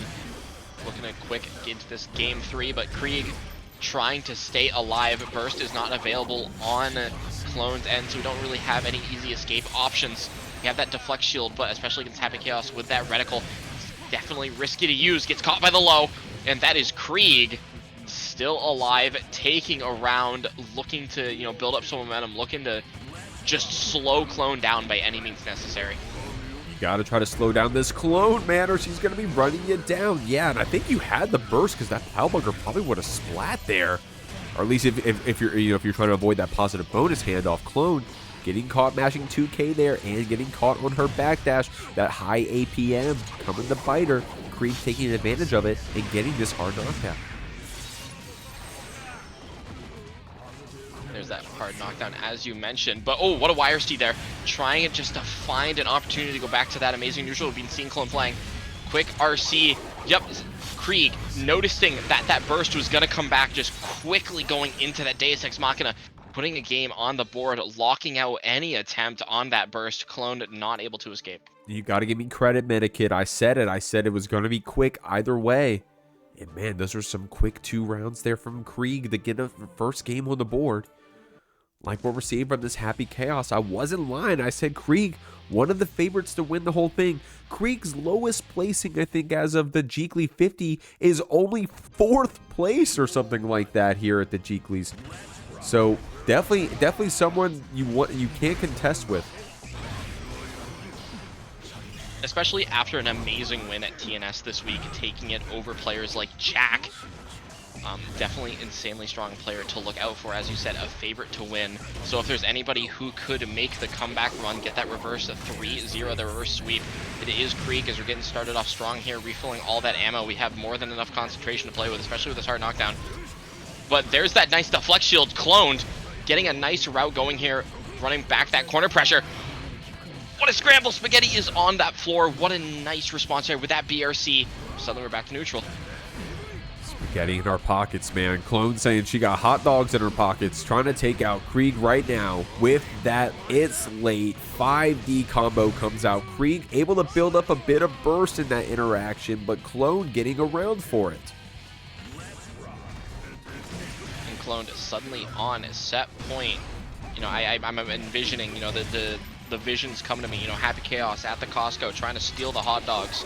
You know, Clone, defender of the $1.50, trying to deal with this hooligan, but we're getting sent through the wall with that Deus Ex Machina. Running more of those plus frames. That at the ready counter hit, gonna be letting us get some amazing damage. The amount of hits on this Deus Ex Machina kind of breaking through that guts. And that is Kreeg still alive, looking to take the game and get closer and closer to that reverse sweep.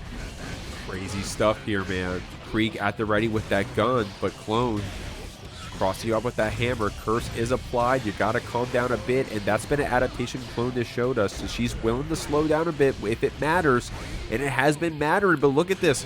Pays off immediately. Clone getting this super map a hunch to take Kreeg to the wall. We got 50 tension to play with. 1 round in the chamber. The hard knockdown. You got to fight through it. The BRC slows things down for a second, but Kreeg fighting right back. Unfortunate drop here, but we blocked the cross-up Bob Hunger, and we still have that 1 ammo to play with, choosing just to try to get that curse set up. It doesn't find its mark, doesn't find the throw punish on the backdash, and that is Cloned, sitting in winners finals here at the Jeekly 51, taking it over, as Jeek said, potentially the favorite to take the tournament, Kreeg. Asta getting into this top 8 here, as well as Classified. We got the Sin versus Giovanna. We got 2 brawler characters out here. Of course, Sin, a very explosive character nowadays, especially if you got that stamina stocked up. But Classified, a really strong Giovanna with a really strong punish game. Gonna make you hurt if you let them run away with it. Yeah, that's something just got to watch out for, especially with both these characters. You know, we've seen Giovanna again with those throw loops, especially putting in that mental stack. We're just seeing, you know, just Classified quickly went away with it in that first round there. And what a 2D calling out. So just amazing Giovanna button in round start in general, but calling out that hoof stomp. Suddenly that's about like 35%. Yeah, great stuff right there. I didn't even realize I was going to splat, but Classified, a veteran on this Giovanna. Just another day at the office. Oh, the BRC slowdown still. Couldn't see that 6B coming. Good block from that cross-up overhead from Asta, but now the throws are coming in. Oh, and I love that micro walk just wait just outside of Asta's throw range. Amazing heads-up decision there from Classified, and it's what let them get into top 8 here tonight. As Classified taking the first game without dropping around. Great stuff, man. Great stuff. Now, both these players also veterans of the online bracket scene, so I don't know how many times they've seen each other in the Jeekly before. These are both Jeekly veterans, but I'll admit I don't know how many times I've actually seen them play against each other on stream, but I wouldn't be surprised if it was very often, at least off stream. These guys enter everything, so... Definitely two very skilled, very known representatives of their respective characters. And we're seeing why, you know, they got here in the first place. I know I mentioned that before with Classified. But again, Asta also got into this top 8 here for tonight, playing their heart out. And there's that DP letting us escape, has a chance to get some stuff going. Counter hit on the Elcon, but it trades with a 2D. Potential back throw incident coming up. We have that stamina to play with. Hoof stop finds its mark, and that is going to be a RTL, potentially dumping all the meter, looking for a kill. Oh, great stuff, man. I don't know if you can, like, quote, mess that up to where the explosion sends in the opposite direction, but Asta, of course, did it, you know, right there, so he classified through the wall, getting that guaranteed wall break damage. Great stuff. Great flashy finish. Now, we do have the burst to play with. We're going to spend it quick. Classified, trying to get something started with that whiff punish game. You see those punishes on the screen, man. I told you. Classified, going to make you hurt. Ooh, what a dash up, just 236, 214. Either way, it's a dog swipe as we're getting sent into the next round. A Classified looking to get up 2-0 in the top 8 loser side here tonight. Looking quickly to send Asta home and to move on. But Asta not looking to go out just yet, spending the stamina and the Wild Assault, looking to get a wall break, needs that positive bonus, needs that hard knockdown. Ends up finding it, looking to see what we're going to do here. Just goes for that stagger pressure. We're able to mash out. Oh. Asta ready with that back throw, though. Counter hit close slash is going to hurt. Asta securing that round with the Hawk Baker. We're getting a game on the board to match it up. 1-1. Great stuff here for this Sin player.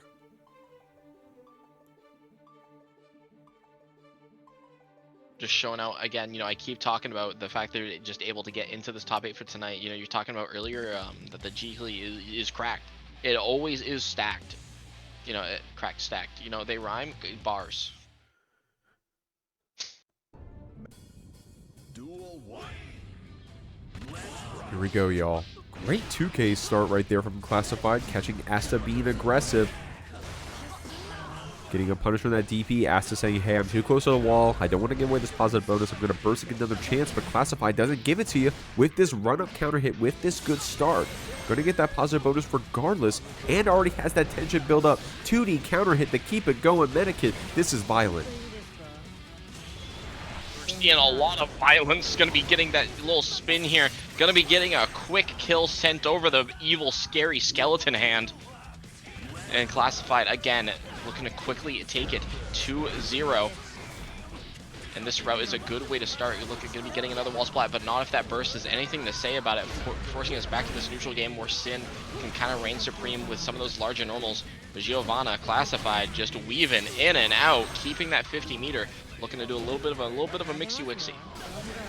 Yeah, I mean, Sin really good at whiff punishing characters from far away, but Classified is not far away. Classified is in your face, choking you with those thighs, man. Getting a perfect for game 3. And suddenly that's Classified, as you said, on. We were heading to taking that game 3 up 2-1, choking Sin out, hitting that little flip on the throw. There's a little flip.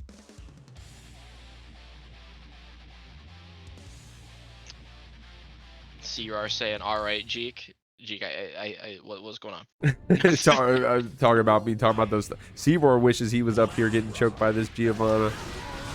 Am I lying? Okay, here we go. Great stuff right here.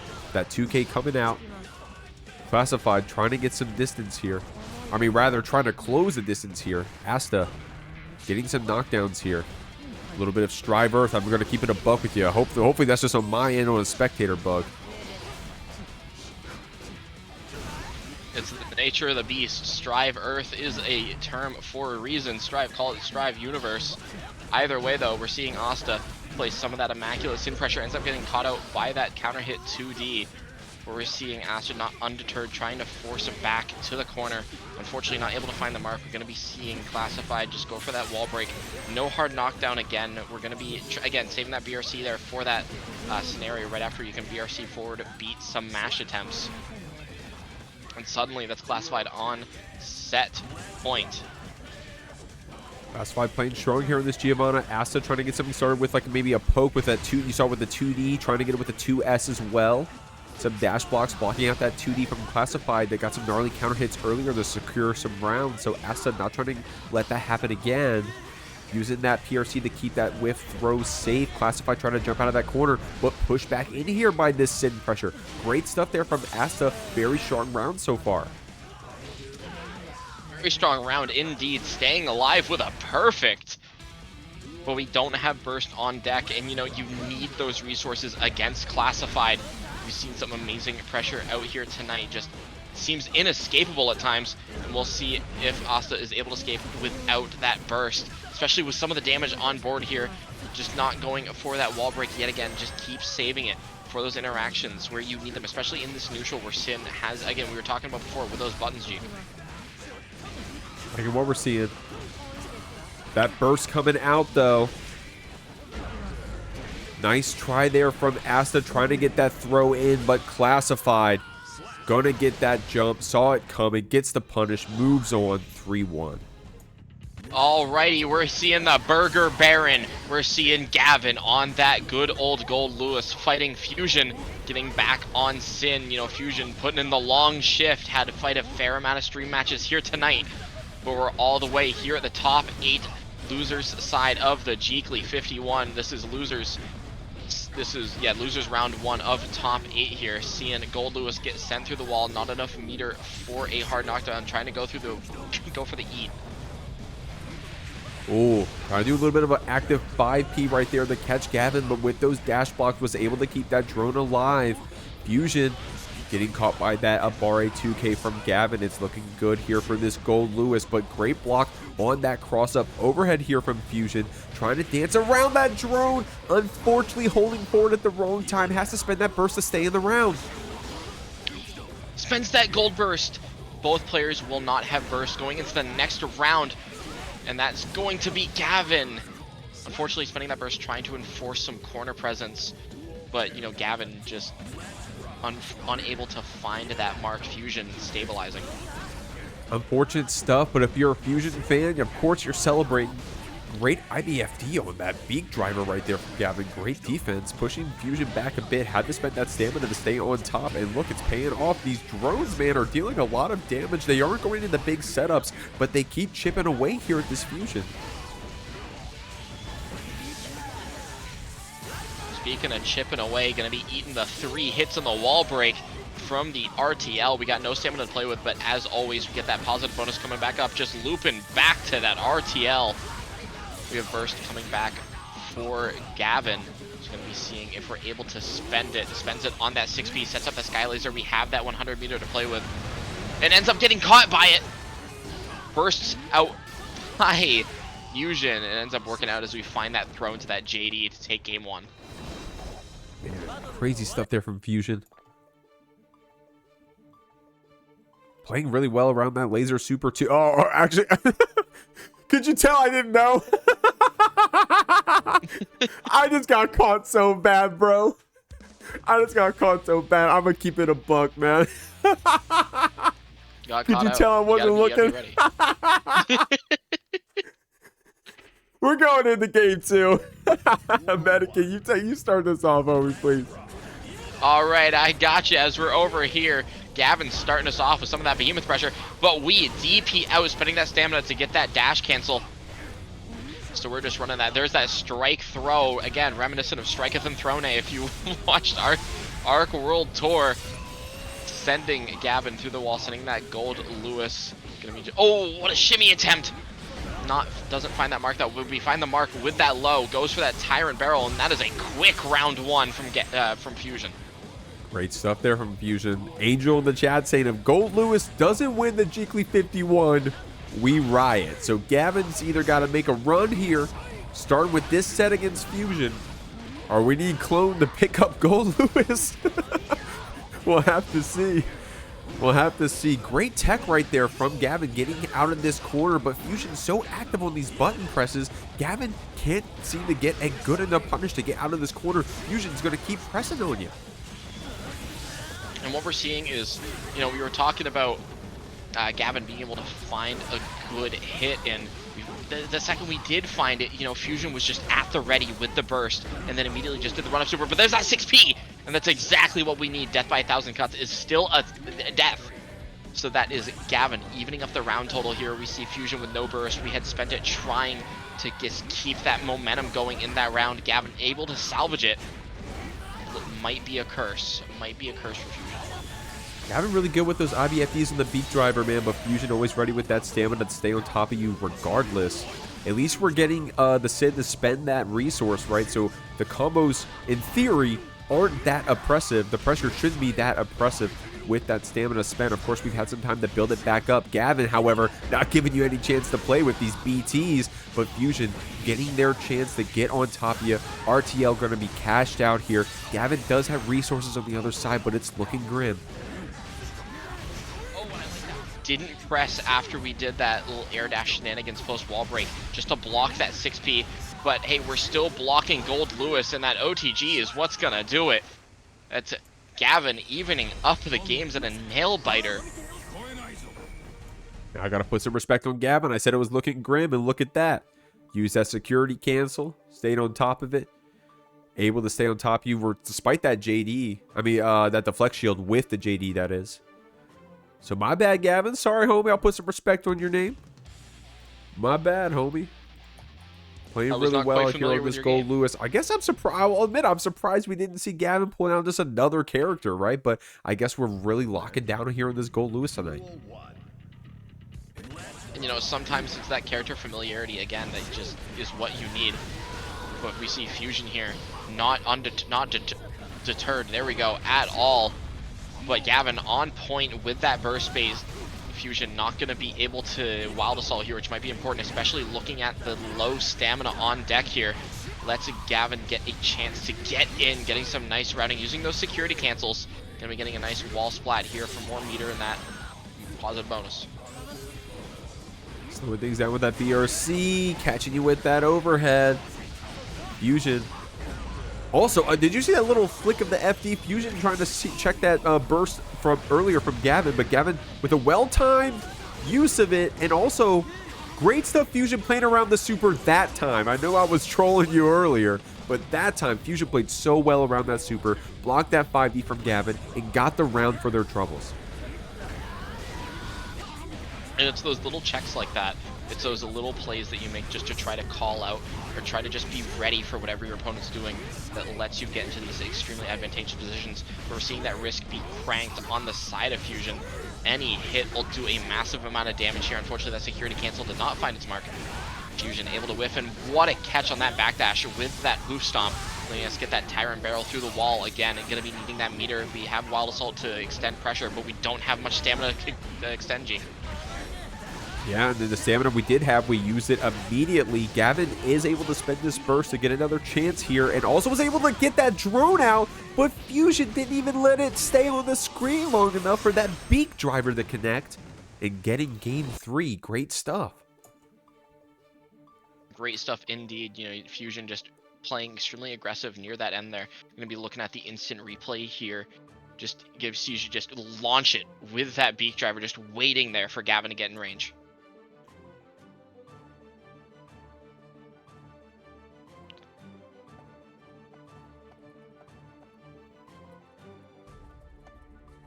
I know we talked about it earlier, but as we are going forward through our set here,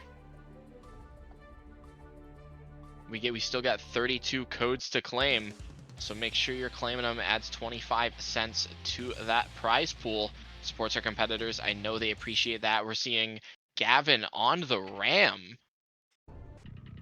I wasn't trolling. Oh, Gavin on. Okay, so if y'all are watching the VOD, you can't see the Twitch chat.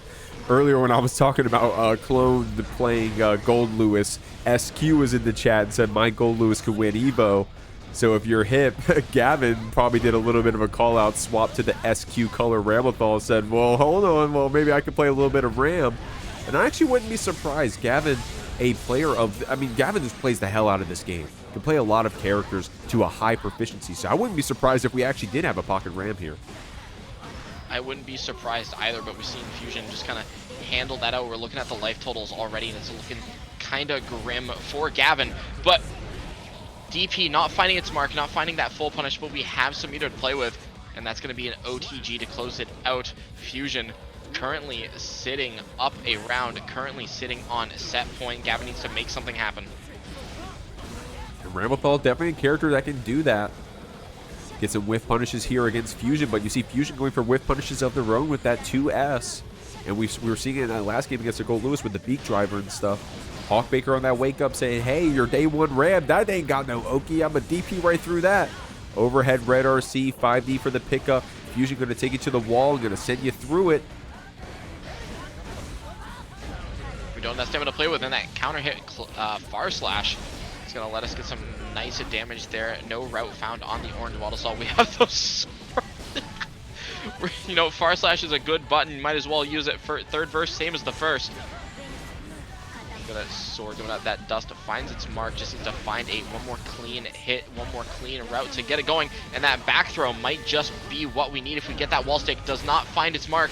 Jeek, this might be death. Oh, both of our players a little bit of whiffing there back and forth. Gavin almost got you with that back throw red RC, but not able to get that 6H to connect. Looks like Fuzion's going to move on 3-1. Moving on through this losers bracket, y'all. We've already made it the quarters. You got Lurry over here playing that Faust. If you're skipping through the VOD, you probably saw Lurry on another character. I won't spoil it for you if you haven't seen it yet.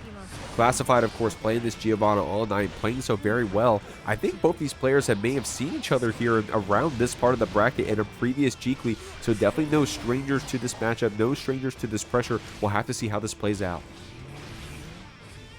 And we're seeing Lurry just kind of play some of those longer range options, especially against Giovanna, who has those stubbier normals, wants to get in very quickly. We saw a lot of those J2Ks, as we just saw there, just to hop over that 2K. We're seeing that. We're seeing a couple thrusts here. But, you know, Classified still able to get in, even up that life total a bit, send Lurry through the wall. We have 50 meter to play with, so we can do, again, DRCs like that. Unfortunate throw with we are 2+, but we catch the close slash, and that is going to be Classified taking the first round. Yeah, we saw Classified earlier, not scared to send those wake up Tatsu supers. Always ready to send it when they think that their opponent is too comfortable on their Oki. Classified gonna make you guess. But Lurry waiting out, blocking out that pressure, gets rewarded for a double bomb item toss. Will have to make it count. A triple bomb. Oh, that's 5 bombs? 4? So many bombs, and we PRC'd and then jumped, just staying on the edge of that explosion. Going to be getting that 2K OTG, tried to get a bit more damage, maybe go try to get a wall stick.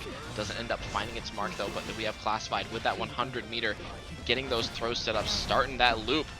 But again, if you look at Lurry, we had that YRC up. We're going to go ahead and RC this throw here, but no route found. We have a chance to stay alive, just waiting for that burst to come back. But instead we 5P. We mash out for the round to stay alive. Whoa, dude, that was looking kind of scary there for a second. Classified was in my head. I think I got hit right there. But Lurry keeping it calm, able to 5P it out when we need a one more hit to take it. Unfortunately, couldn't connect that thrust after the counter hit. Lurry going to get some distance back. Going to throw out these bombs. Going to carry Classified to the corner. Unfortunately, that 100-ton weight knocking down Lurry after that snip, snip, snip attempt. We're back in that corner, just kind of representing that Faust stagger pressure.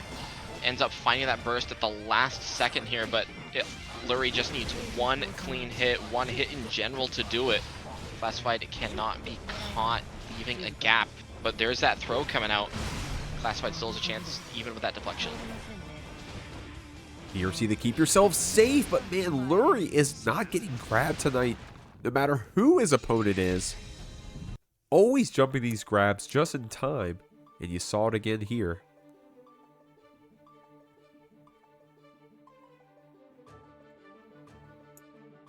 Just see Lurry play some amazing neutral on that Faust. Just amazing defense as well. Again, we were talking about that mash earlier, just to close out that first one.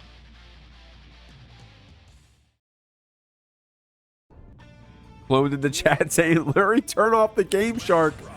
You know what's funny about Clone saying that? is that it like Zoomers don't even know what Game Shark is, huh? I bet Hold on. I bet some of y'all, if y'all watching the VOD, can you comment if you even know what a Game Shark is or not? None of y'all Zoomers know, I don't think. I am a Zoomer. I know what a Game Shark is. I will not be slandered. Either way, though, what a gold burst!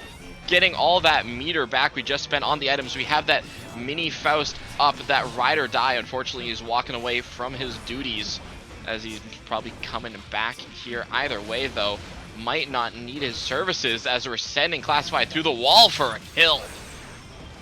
Solid stuff here from Lurry on this Faust. Loving what we're seeing. Gonna get this close slash mix loop coming out. But Classified not gonna hold it for too long. Gets that mash. Saying, hey man, I know there's some gaps in this pressure and I'm gonna find them with this 5 frame. I mean with this 5P rather.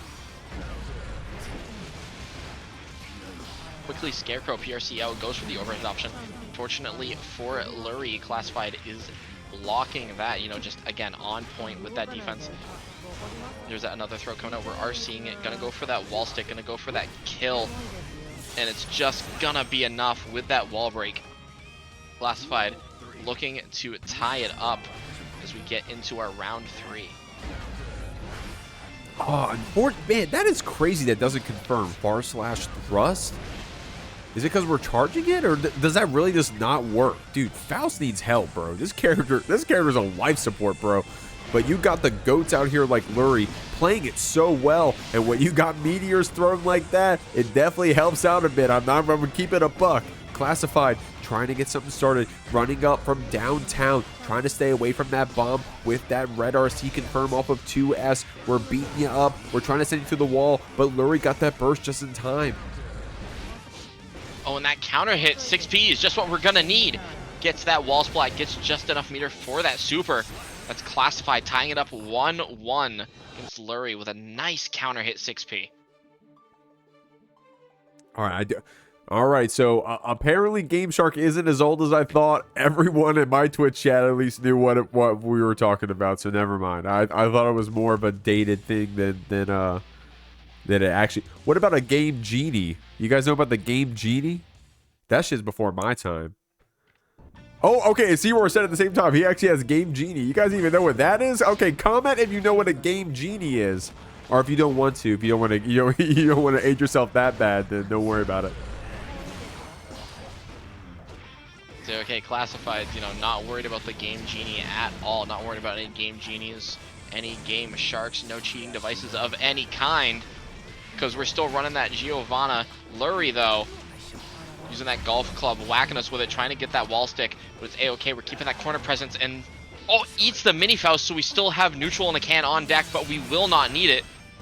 Golfing, using that driver to send a Classified into the next round, into next Tuesday. Here we go. Throwing that 100-ton weight and then playing around it pretty well too. Lurry on top of these items, but Classified always ready to press those quick buttons. This time it was the 2K to get out of that corner. PRC to stay on top of you. Lurry getting caught with that DP from Giovanna, though. It's going to be a lot of damage. We go for the reset, and it pays off for Classified, baiting that YRC, evening up the rounds. And one thing I'm noticing here, just looking at these, is it's very quickly can just go from, like, the momentum shifts so quickly, especially just these two players just running, I want to say, masterclass of pressure. We're seeing Lurry here. Oh, trying to get a nice 2H punish, but just Classified playing that whiff spacing. Just getting a nice whiff punish here, especially with that hard knockdown. Going for a dash cancel, maybe preempting a deflect shield. Able to get a nice route here, and that's going to get Classified up 2-1 over Faust. Yeah, Lurry. That's some strong stuff right there from Classified, man. But just like Classified is good with those mashes, you saw Lurry was ready with that 5P of his own. But Classified with that burst, got that tap dust mix in. It can be kind of scary there in those last hit situations. Great stuff there from Classified. Loving what I'm seeing from Lurry. We got to see how it plays out here in this game 4. Gonna be seeing some adaptations here, but hey, we're just stutter stepping in, getting a nice little throw to get us started. But Lurry forcing Classified to spend that burst to keep that offensive momentum going. Then we're seeing Lurry kind of leverage some of those larger normals just to keep Classified out, but you can't keep it up forever. Classified will find a way in, and we keep saying it, they're gonna make you hurt for it. Oh, making you hurt indeed. Lurry does have some tension and burst to play with on the other side here. And is going to start it off with that Scarecrow PRC. Unfortunately, the item we threw was an afro that we were thrown into, bro. This character, Faust, Arxis, are you seeing this? I'm a team art creator. I'm going to use my power and privilege. Team art creator, Arxis, do you see this? They're looking at season 1 and they're going, everything's going as planned. Faust is in the exact same spot tier-wise. Either way, though, it ain't matter. These players can make any character look like they're top tier at best at the game. You're seeing Lurry with some amazing Faust gameplay, but Classified getting a nice wall stick here. Not going for that hard knockdown, choosing to save that meter. But might not have a chance to spend it if Lurry keeps hitting the blender. Strong stuff from Lurry. Oh my, did the meteors miss? Dude. Dude. Okay, Arxis, you see this shit? Arxis. Okay, I'm playing. Great stuff here from Lurry and solid execution from Classified as we're trying to close out this game and move on to the losers bracket. But Mini Faust actually coming in clutch here. 5D red RC. Lurry's going to take you to the corner. Classified does have meter to play with, but may not get a chance to spend it. Great routing from Lurry there. Lurry staying alive. Looking to even it up by just taking one more round. Again, just trying to leverage some of those larger normals in that 5H and that Fire Slash. But Classified just, again, weaving in and out, and just, again, we just see right there, just staying outside of that Fire Slash spacing. And then going in and trying to apply that pressure. It's working out amazing.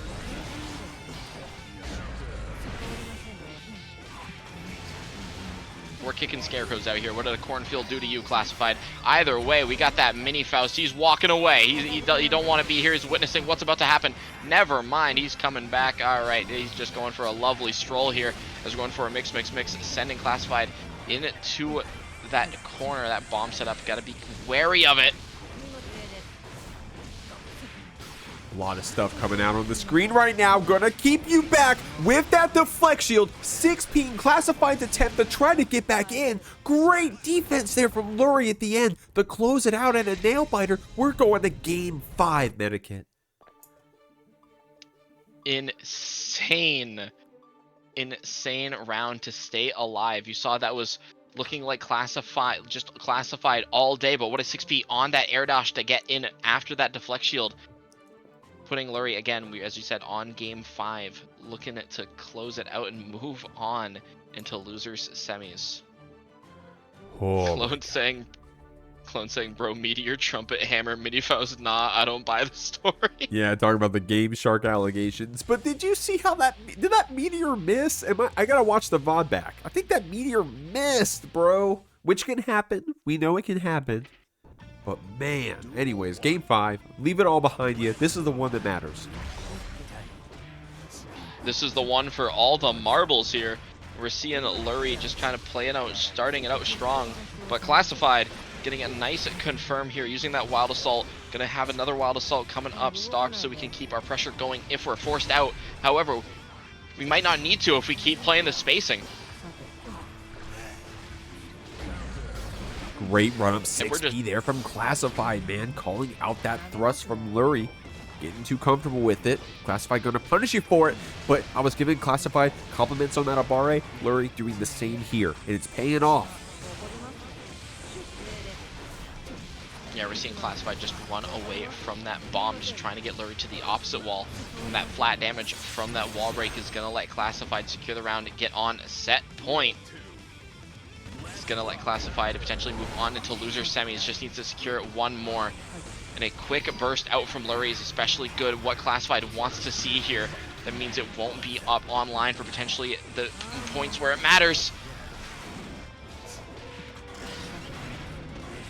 Oh, a lot of bombs coming out here, Medikit. This RNG paying off for the Faust all of a sudden. I count 4 bombs so far, 5 so far.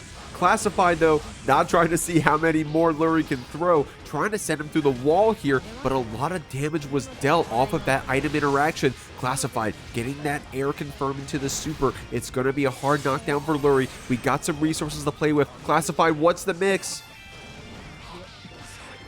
Not able to find it.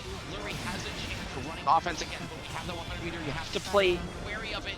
And that reversal super, we had the meter RCA. But what a 2K on the flip. That is Lurry staying alive, wall sticking before the burst comes out. And that is, we are on a final game, final round. Lurry also on set point, throwing out some meteors. The neutral is strong, just trying to stay alive, trying to make it through.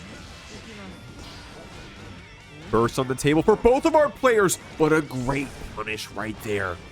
Lurry getting that back throw. Classified, thinking that was a little spooky, spent a gold burst. Lurry was ready with a gold burst of his own. We got that afro applied, and it's got that 100 meter buff, a visual as well, but not before Classified cashes out on this super.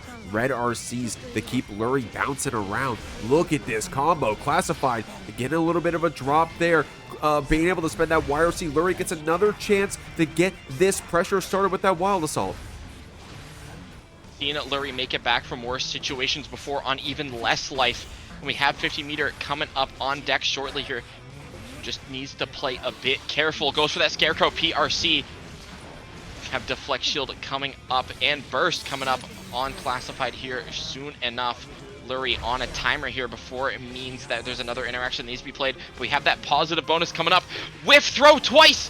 Lurry just crawling back. And that is Lurry staying alive. Great stuff. We all know what happened. Alrighty, everybody, welcome to our next losers quarterfinals match here at the Jeekly 51. We just got done watching an amazing set, but before we get on to any of that, we got Kreeg on that Happy Chaos of fighting Fuzion. We've seen Fuzion on stream all night on that Sin.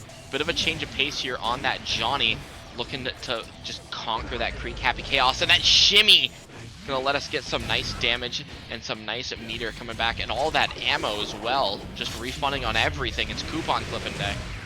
Oh man, cashing out over here, getting that red built up on the side of Fuzion. The roll's gonna be the mix. Kreeg's gonna make that a quick one. And that's how it's gonna be, man, against a player of that caliber. Kreeg playing this Happy Chaos, definitely one of the favorites out here. Fuzion showing us that Sin, coming out on that Johnny. We gotta see what we can get started here on this Jonathan gear. Until then, Kreeg has got you staggered in the corner with this double Goomba Stomp. Good press on that close slash, but Kreeg trying to keep that pressure going with the burst. Yeah, we're seeing Kreeg just take the chance to refill the meter when necessary. We see that RC out, though, trying to beat that burst, ends up working out. You see that Shockwave did not hit Kreeg. It's a good way to tell visually that that burst is coming out, besides the character floating up into the sky. And that Tap Dust finds its mark. Kreeg taking the first game.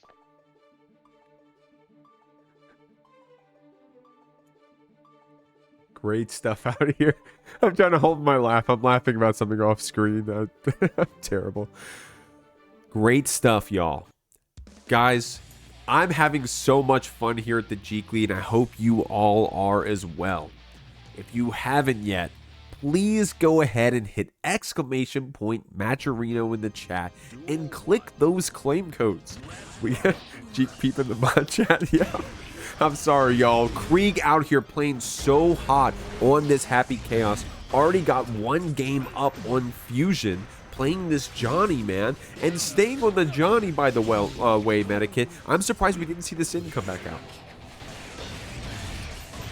Well, it's also, like, you know, if Fuzion has that experience on Johnny and is looking at the matchup going, you know, maybe it is just worth it to stick on the Johnny. You know, we know that first game went pretty handily to Kreeg.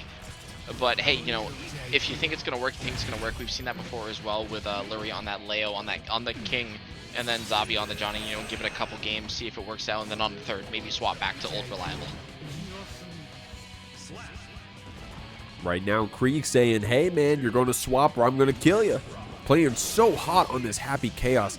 I can't say anything without giving compliments to Kreeg being so dominating here at the Jeekly against players of all calibers, man. Someone so strong like Fuzion playing so hot today, getting some nasty upsets here on this Sin, moving their way through the bracket, showing that they got multiple characters in their pocket, and Kreeg still playing so strong against that. But the back throw comes out. Fuzion saying, hey, you gotta finish your food, homie, or I'm gonna be throwing you around for it. Just getting those cards set up, coming on to 100 meter, going to be important here, especially for any confirms, just trying to finish it out. We got that PRC low, goes for that TK misfire, does not find its mark. And we got Kreeg again with that defense, but you can't block forever. Fuzion taking the round. Yeah, we're talking about Fuzion as if it was already done, but look at that solid round there, that solid defense, those back throws starting things off. Now he's got to block out Kreeg for a bit, which can be hard against this Happy Chaos, against that stagger pressure, and Kreeg showing you why this character can be so dominating, especially in the hands of a pilot like them. Indeed as well. Again, we're just seeing a lot of suffocating pressure here. Ends up getting caught out, and there's that Deus Ex Machina coming out, refilling all of our resources, especially with that meter and that concentration coming back out as it takes a minute. But anyways, with that back throw, going to be suffocating Johnny pressure, but wire seeing early and often. Just working out for us. Ooh. Oh, I think wanted to get a TK finder there. And Kreeg saying, hey, homie, you can't slip up against me. That was looking so good for Fuzion here in this game, too. Unfortunate drop on that TK finder. We'll have to see it in this game 3. We'll have to see those options come back out. I'm loving what we're seeing from Fuzion. Kreeg trying to move their way through this bracket. And just like that, Medikit, it looks like we are going to get on that Sin after getting a little bit of data from these first 2 matches. Again, you know, it's the take a couple games, see if the character works, and if it doesn't, you know, swap to that old reliable, especially with that changing game plan. It might throw Kreeg, you know, just off kilter, off balance a little. Fuzion trying to find anything that's going to work out here. This Kreeg's been playing extremely dominantly, refilling that concentration, playing a bit of that zoning game before trying to get in once we have that curse. But Fuzion just trying to find something. Kreeg not going to let you have it. Getting that curse applied, gunning you down. Missing that shot, though. Fuzion did have a chance after that jump in, but Kreeg spending that RC doesn't even care that we're out of focus because we still got those normals when Fuzion's in the hit stun. It's okay, though. Fuzion taking the advantage of the fact that there was no concentration on deck to start running their own pressure, suddenly evening up that life total. We have the stamina to play with. Not able to get the Tyrant Barrel as the Hoof Stomp did wall splat. We just need to find one thing, but we're back in neutral against Happy Chaos. We might not be able to find it. Oh, Fuzion doing some great dash blocking there. Really confident that we can take this round. Try to get it started with that beak driver. But Kreeg, really patient on that walk up, able to bait out that DP, securing that round, putting themselves on set point. Very quickly doing that and just waiting. We are just waiting out that DP, going to be getting that nice wall stick, using the Deus Ex Machina. We are cashing out on all of our ammo. Are we sure that is a pistol? It ain't look like that to me. That's a lot of bullets. Either way, though, the clone trying to act as a wall, and it ended up working out there. We saw Fuzion just trying to run up, getting stopped by it.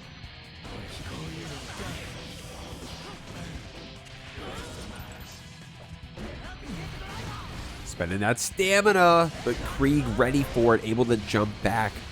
Not getting grabbed there, but Fuzion getting that next interaction. Kreeg getting a little shaky in those boots, saying, hey, I don't want to lose just yet. Spending that burst. A burst safe right there with that 5H, with that gunshot from downtown. But the cinematic finish on that roll cross-up. Kreeg taking this set 3-0. Here we go, y'all.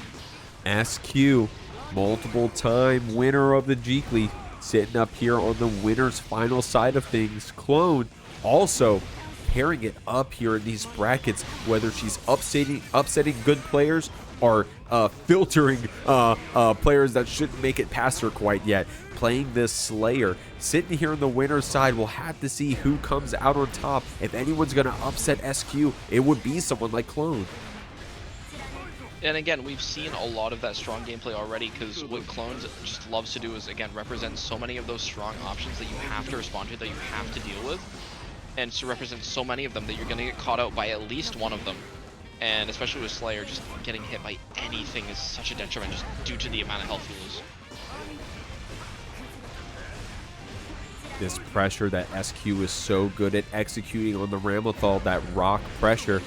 But that JH, man, that button from downtown, bro, that button can hit you from across the screen, it feels like. And SQ gonna make you hurt when she pulls it out. And that half-court shot with the sword is sticking us up against the wall, letting us get that positive bonus. We're seeing Clone trying to mash out of a lot of this Ramlethal, these gaps SQ is leaving, but ends up getting frame trapped. So we're seeing Clone on a bit of a life deficit, and that's a 5K to close out that first game, calling out any type of reversal, any type of option. Strong stuff, man. And SQ had a lot of tension to play with, huh? You know, even if we did get scrapped there, scraped by this Slayer, which can do a lot of damage, especially when a pilot like Clone. We had all that tension to play with afterwards. SQ definitely feeling really confident pressing that 5K. And it earned her that first game. We're moving into the second one. We'll have to see what changes Clone makes here to get her first game on the board. That 6P is a good way to do it, having that pile bunker hit SQ closer to that corner so we can just try to crank that risk, try to find an opening, but SQ playing a bit more passive, choosing just to air dash out, and suddenly, oh, Cloned, bursting out, not wanting that route to get any traction at all. This counter hit pile bunker is gonna be a bit lethal, a bit fatal to our life, and suddenly it's looking like it's all Cloned. Yo, it's the Clone show, bro. God damn. Clone right there doing some awesome work.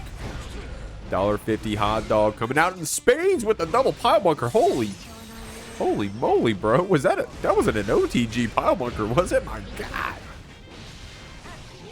That was just capitalizing off the tumble that pile bunker grants, especially with that Kara. Amazing stuff. But we're looking at the damage from SQ. That was one route. Throwing that sword, gets deflected out, forced to throw the other sword, but that is a cross up flip, letting us get this hard knockdown. We have refreshing that positive bonus. Clone needs to make something happen. We have that meter to play with.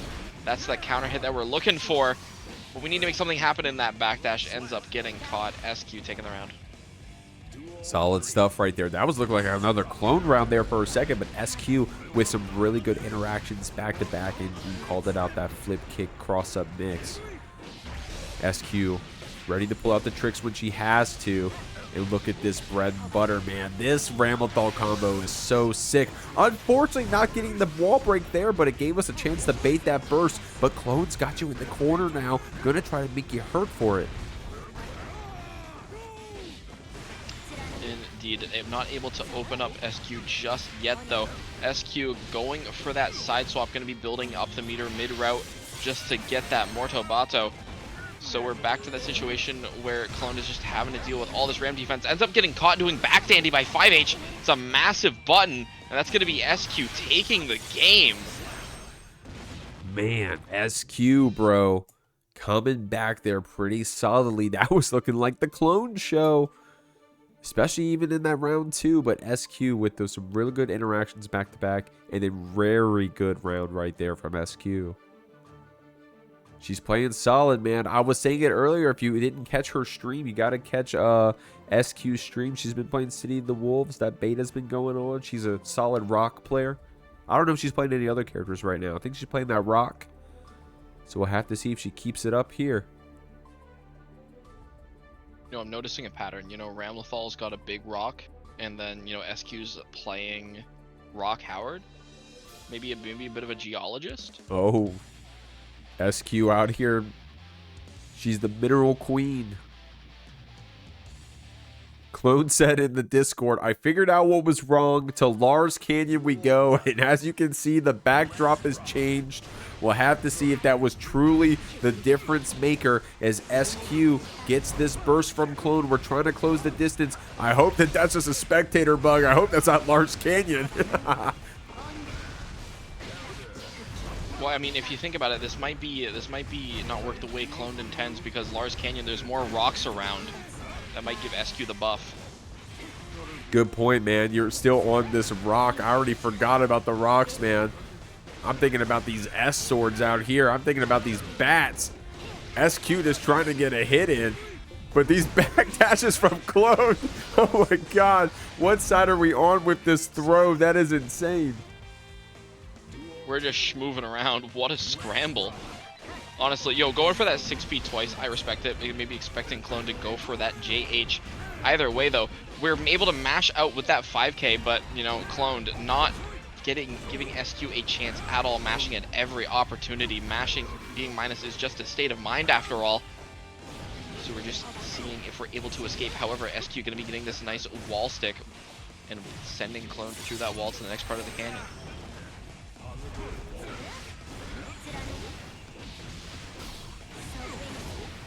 Look at this combo here from SQ. Super for the hard knockdown. Clone. Got to hold that 5D mix after that S sword mental stack. Looking pretty strong. SQ does have the burst advantage here. And decides to burst out of that back dandy, not letting Cloned run away with it, because as we've seen before, you give Cloned an inch, they'll take a mile.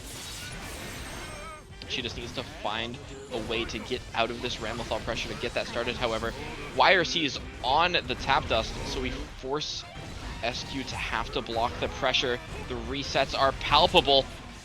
Not enough meter to go for that. And the Mortabato autocorrects, or we cross-cut. Oh my god, on a pixel, Clone would definitely be the player to run away with it. But SQ doesn't give her the chance. The Lars Canyon buff wasn't enough. Down here on the loser's side, we just saw a heat of a winner's match, and now we're down to the losers. But these are no losers on the screen, man. We got Kreeg and Lurry. These are some champions down here at the Jeekly. We got to see who's going to come out on top. Kreeg, of course, playing really hot on this HC. Lurry showed us that Leo earlier, but we're starting off strong on this Faust. I was wondering if you were going to see Leo there. Maybe Leo had a better matchup. Either way, we're seeing Lurry on that old reliable, on that Faust. Not getting any Deus Ex Machina. I heard the gun click. So Lurry has a chance to escape here. Kreeg forced to spend that YRC. Lurry goes for that anti-air. It trades. We have a chance, and we're just dancing around.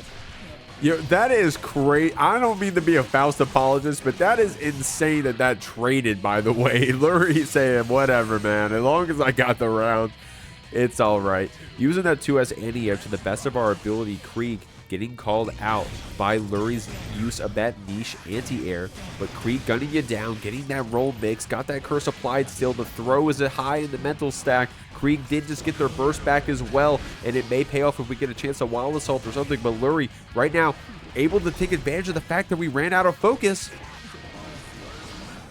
Yeah, I was going to mention that, you know, Lurry just looking at that concentration meter, immediately becoming more aggressive the second that ran out, and just did that crawl up, that run up, just to side swap. Suddenly, Kreeg is in the other corner, escaping with the use of that YRC. We're seeing a Deus Ex Machina coming out, but we're low on concentration, so we're going to need to be careful about how we play this post-knockdown situation. Hard knockdown. Deflect shield. Great use of that from Lurry. Kreeg does have this burst. We'll have to see if we have a chance to spend it. And we're going to, but not until Lurry sees it coming. Able to mix you back and forth just in time to get the wall splat. Solid stuff there from our Faust player. That's Lurry trying to get into those losers finals to take on Cloned. You know, they're trying to get there quick, tries to beat the allegations. You know, we saw earlier in chat, you know, Cloned was mentioned in the Game Shark. Yeah, Lurry did not like those Game Shark allegations in the Discord. I'm going to keep it a buck. But he was just playing along. We were all just playing along. We're all having fun out here at the Jeekly. That's the cool thing about this bracket, man, is that, you know, obviously we're playing for money. $56, in fact. Shouts to the Matcherino. You can claim those codes still. But we're out here having fun, man. It's a video game. It's a game that we all love to play. You know, it's got its flaws, but it's also got its pros, man. And we love those good stuff about Guilty Gear. Kreeg right now showing you the good stuff about HC. Getting that curse applied. Deus Ex Machina through the wall. Look at that damage. Kreeg gonna make you hurt. You can't stop blocking against this HC. That was a brave choice. You know, went for that snip snip snip on that post knockdown situation, but Kreeg just running up doing that clone just to buy a bit of space. Suddenly, looking pretty suffocating, especially with that Happy Chaos. But that J2K finds a counter hit, but unfortunately for Lurry, Kreeg just backdashing out of the way, playing that spacing very well around that blue Wild Assault. Now we're just trying to deal with this Happy Chaos zoning. We're gonna build a just enough meter for that Deus Ex. Oh, the wall tech into that JK. Mix. But Kreeg said, I don't know what side you're on. I'm going to gun you down regardless. Lurry does have this burst. Very careful about spending it so that Kreeg doesn't just get the immediate bait. No shots, no focus. Doesn't matter. Kreeg gets that trade hit.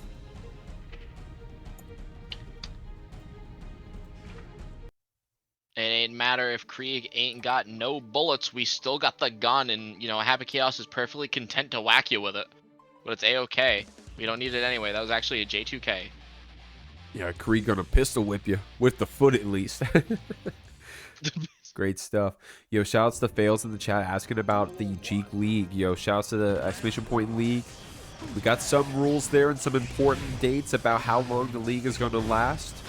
Off the top of my head, let me go ahead and actually, I'll open it up and tell y'all, but it's going to be a 5-week-long bracket with a 3 weeks of playoffs and then a grand finals week as well. Medikit, are you excited about that league, man, as much as you're excited about this Jeekly? I'm excited for the league. You know, it's going to be a lot more gear. More gear is always welcome, especially with that amazing announcement video that we showed off at the Jeekly at number 50. It's definitely going to be very exciting to see. I've been seeing a lot of noise. I believe Valor is trying to cook up some teams from New Head.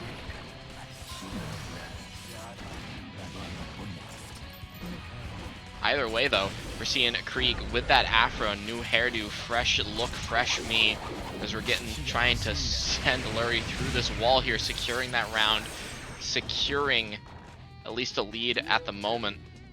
Lurry looking to tie it up and get up 2-0, but Kreeg's been, you know, locked in, just kind of playing that suffocating Happy Chaos. That's what Kreeg's good at doing, man. We spend those resources to get you in a spot where you're uncomfortable, where your HP is low, where your resources are low. And then even if we don't have resources of our own, we don't need focus, we don't need bullets, we just need to be in your head. And right there, it's paying off. Kreeg's going to get that anti-air red RC, going to send Lurry through the wall. We have that burst coming back, and we have 50 meter on the side of Lurry, so we're going to see that Scarecrow PRC. Throwing a donut, maybe not what you want to see in that scenario. You don't want to be giving Happy Chaos any treats, especially ones that heal. And that's a nice block on that burst, just letting Bomb do the work, because either way, Lurry was either going to have to block that Bomb and let Happy Chaos be Omega Plus, or end up getting that burst baited.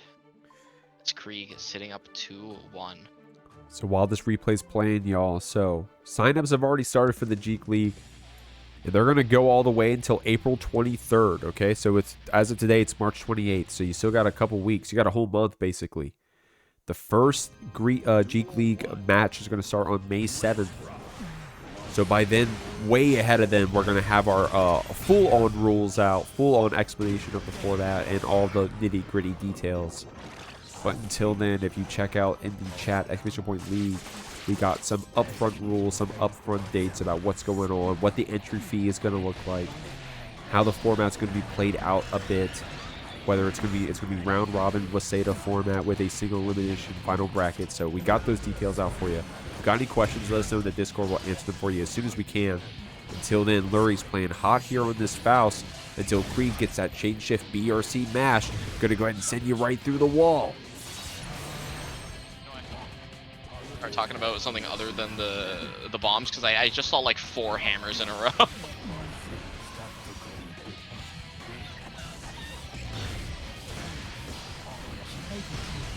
Ooh, that deflect shield on that tap dust, forcing Kreeg out a bit. forcing Kreeg just to spend those resources is especially important, especially fighting a character like Happy Chaos. You want to make them commit as much as possible so they can't pressure you up close too much. But that J2K finds his mark. But the no concentration right as it was about to come back. Oh my god! Oh my god! Oh my god! No way! That didn't fucking confirm, dog! Arxis, do you see this character? So shooters, we just need one hit, and that gunshot. Kreeg playing it safe. Kreeg on set point to get into losers finals to fight Cloned, but Burst on that thrust. That means Burst is at least out for Lurry, and especially in the situation where we're getting a corner route here, that's exactly what Lurry's looking for. Oh my god, good bombo here from Lurry, dog, the gap, throwing that meteor, Arxis, do you see this character, dog? He needs help. Lurry surely doesn't, though. Great back throw right there, great stuff. Kreeg is going to have some burst build up here, but Lurry surely got to be getting into Kreeg's head. If anything, I think I'd look at that air throw and that affect my mental. I know for sure. Kreeg a better man than I am. Either way.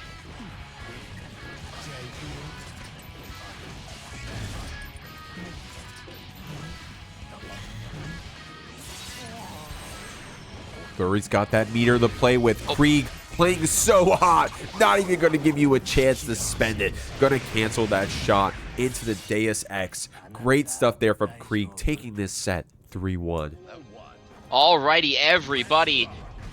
We're at losers finals here at the Jeekly 51. We got Kreeg on that happiest of chaoses, but then we got $1.50 Hot Dog, got that cloned on that Slayer. Both players been playing extremely strong, extremely hot here tonight. We saw, as you watched the VOD, Kreeg just had a nail-biter of a set against Lurry to get to this position. We're already playing such a dominating round. Solid stuff here from Kreeg. And solid stuff here from Clone all night, but Kreeg showing that they're no slouch, getting a perfect to start us off here. 5K the jail back, cloned a bit. I like what we're seeing right here. Pile bunkering, dancing around those reticles from Kreeg, but blocking it out. We still get the punish, and we still get the super the boot. Super is definitely just what we're looking for. Get that hard knockdown, trying to end the round, end the game before Clone gets that burst. Have that Deus Ex Machina, we might be able to tear through those guts, but we're gonna need that wall break to do it, but unfortunately, just barely not enough. Burst is on deck for Clone, chooses to spend it immediately. Goes to that PRC, reticle is now on, and that tap dust, it's gonna let Kreeg secure that game. Solid first game there. I say this every time Slayer's on the screen, man, but it's going to be fast either way, man. Especially a player like Kreeg. Kreeg's really good at just showing, like, hey, I'm going to filter you out here. I'm going to take you back.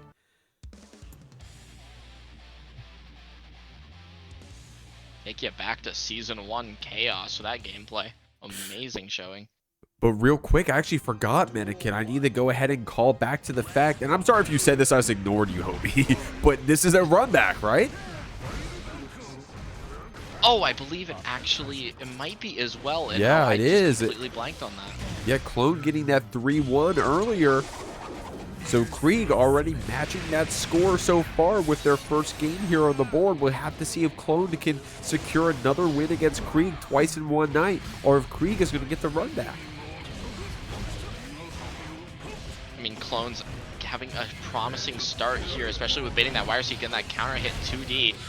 At evening up the games, but Kreeg with that long range gunshot, it is a gun after all, just needs a couple more hits. For trying to play that patient zoning game, gets that cross through roll to get up around. Kreeg looking to get up 2-0. Man, Kreeg trying to secure that 2-0 real quickly, like building up that tension. Clone really active in the air, trying to get a stray hit, but Kreeg building up this wall with a clone. A clone trying to get through a clone. Kreeg not going to make it easy, though. Going to get that wall splat. I don't think we got the Curse of Blood. Oh no, we made sure we got it just in time. Great usage of that Curse from Kreeg. You'd see that YRC coming out after the deflect shield. Clone just spending all of our metered resource options here and getting I was about to say getting a nice wall break, but Kreeg choosing to spend that burst, gets that super focus. Kreeg is now up 2-0 to get into grand finals. Just needs to get one more game. Cloned still has a chance, still alive though. We've seen Cloned come back from potentially arguably worse positions. And this isn't even a Happy Chaos thing. This is a Kreeg thing. Look how cinematic that finish is. Over the shoulder like that. Every time Kreeg is playing here at the Jeekly, it feels like every match they win, they get the most cinematic looking finishes on their HC. We're going into game 3 here, y'all. Game 3 starting off strong for Kreeg as they quickly send, Clone just through that wall with a nice little confirm here, choosing to play a bit more patient, just build up that meter using the positive bonus. Clone's not able to block that YRC, spending that burst immediately out. We've seen the Clone to be very good with this Slayer movement, especially against HC. Again, this is a run back. We've seen Clone, we were talking about, I know Jeek was mentioning the APM just on Clone Slayer before. It's insane, you see in those mapas, you see in those dandy steps, and it's really paying off. Whoa, Clone right there with this round clapback though, looking strong with this dandy vampire. Both the bursts spent on each side already building up that risk. You block one or two things and then the third one hits you and you take all the damage for it regardless. Clone showing you how oppressive this Slayer can be. Unfortunate drop, but we dash right in, get the throws in the stack. A little 2+ on that command grab, and now Kreeg is going to punish you for it. We definitely have a chance here. Kreeg can't really get caught lacking once. But, they have the resources, they have that positive bonus, they have that hard knockdown just to loop that pressure. Just can't be caught out by some options like the Flex Shield. Blocks the YRC, gets a nice counter hit with the bop you right in the kisser normal. That's gonna be a wall stick, and that is the round. Kreeg on set point. Strong stuff here from Kreeg, trying to make this one a quick one. But Clone did get this round, did get that counter hit Master Hammer, and Kreeg has to fight back with the burst. Trying to close the distance with that K-Mappa, man. Trying to get into Kreeg's face. Gold burst to get some positive bonus cranking, but Kreeg still able to catch you in the air, still able to cash out their tension, and still able to push their lead. Kreeg, it just needs one more great interaction. That shot covers us, but we're just sending out the pile bunker. Gonna be getting the loops going. It's gonna hurt, especially with that meter. Goes for the restart, we block it. Wire sees it, one more interaction is needed. Jeek, honestly, for either players, especially with that 50 meter coming up for Kreeg. And Kreeg's gonna cash it out right there with that 5K 6H, just like that. Kreeg's gonna take this Happy Chaos to Grand Finals. Grand Finals of the Jeekly 51, y'all. We got Kreeg coming in on this HC. Kreeg, no stranger to this Grand Finals spot, but neither is SQ. Winning multiple times. I think winning a very recent one. He was either 49 or 50. I mean, you'll have to remind me, y'all. It's been a minute. We'll have to see if she's going to take out the 51 as well as we send Kreeg through the wall in this Mortabato.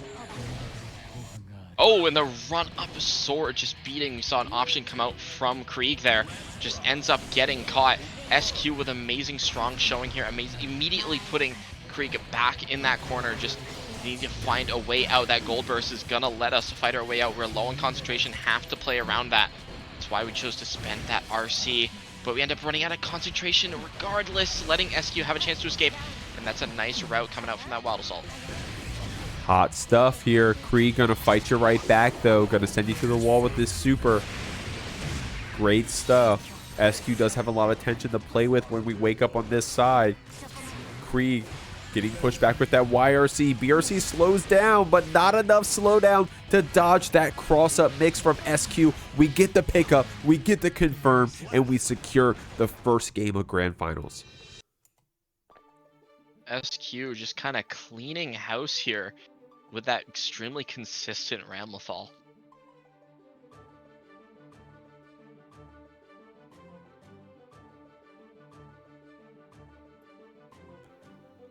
Hot stuff right there, man. This game is so sick. Oh my god. Okay, Kreeg saying, hold up.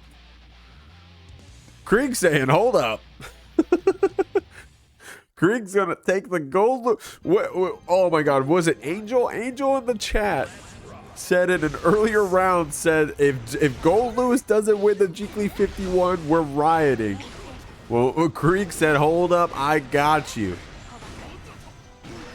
Not only that, Kreeg is running double duty. If you remember in the set with Gavin, SQ said my day one, or like my Goldlewis could take Evo.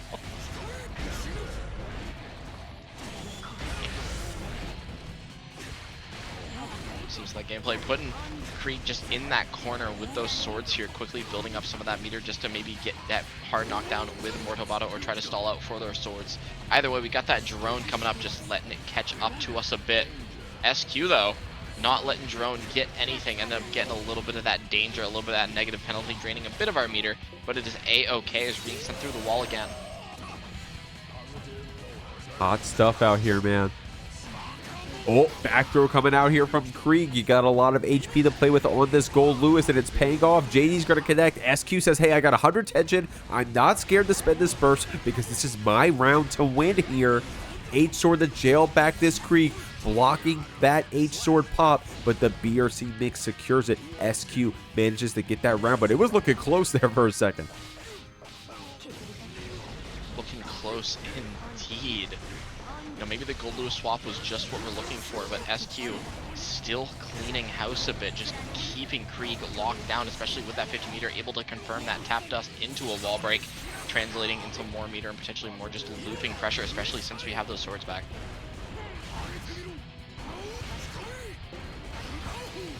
Cool stuff coming out here from Kreeg, man. Nice pickup right there. Playing hot on this Goldlewis, showing, hey, I know how to swing this coffin around. No fears. SQ's jailing you back with that H-Sword. 5D is going to be the mix. Kreeg was getting their burst, but on the wall splat. So SQ still able to secure this positive bonus, but Medikit, it is still close. Still close indeed. We just see Kreeg running down SQ, and the spin with the coffin ends up clipping SQ with a side. That is Kreeg taking a round, looking to tie up the games on this Goldlewis with that gold burst. Not if SQ has anything to say about it. Building up quickly that 50 meter for some shenanigans. I don't know what we're looking for, but it's gonna be devious. It's gonna be, there's some machinations involved. Oh, that counter hit JS was pretty devious there for a second, but Kreeg with a well-timed burst, putting SQ on the back burner for reward. That's her reward for winning that interaction, but able to get out of the corner, able to get this cross up on the S-Sword. And now we're going to send Kreeg to the wall after this splat with the wipers. Man, SQ is so good at routing around this Ramlethal. Indeed, it's one of the strengths just, you know, that SQ just has, is able to route. It feels like we've been seeing SQ confirm from quite literally anything on screen. And it's definitely translated to currently standing up 2-0 against Kreeg in grand finals of the Jeekly 51.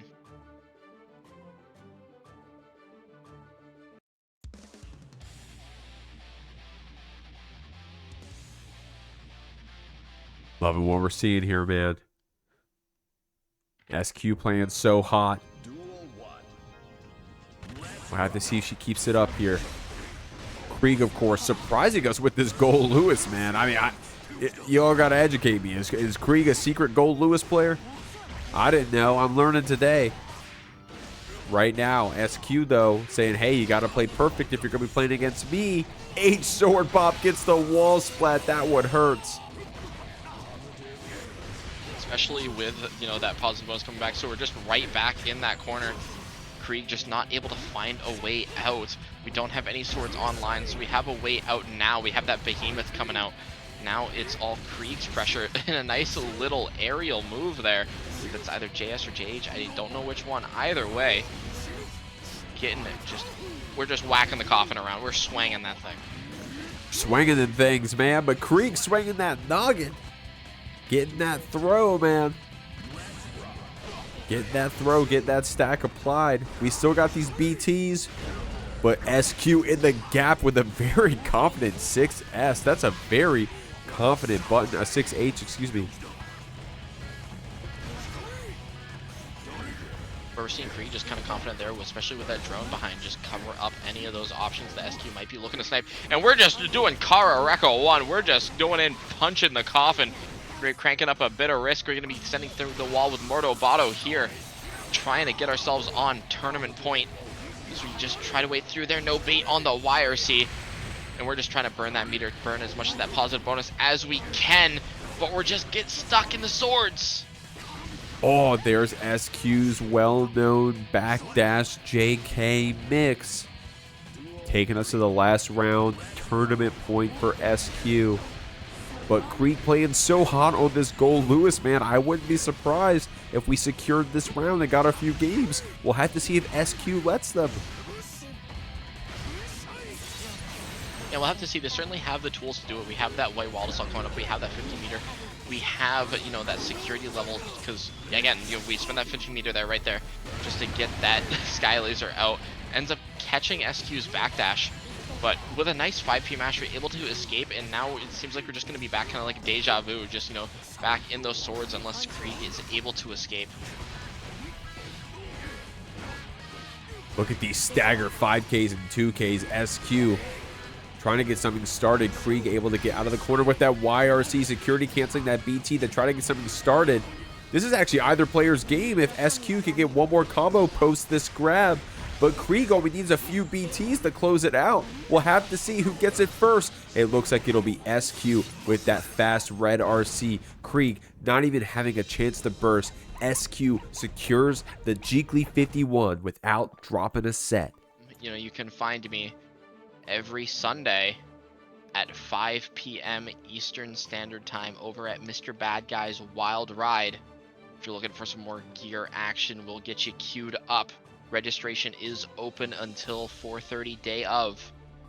So hop on in, have a great time. Guys, the Academy is tomorrow. Don't forget to check it out. The Jeek League signups are out, so please check those out. Let the mods know if you got any questions. We'll see you next week at the Jeekly 52. Until then, have a great weekend, everybody. Peace out.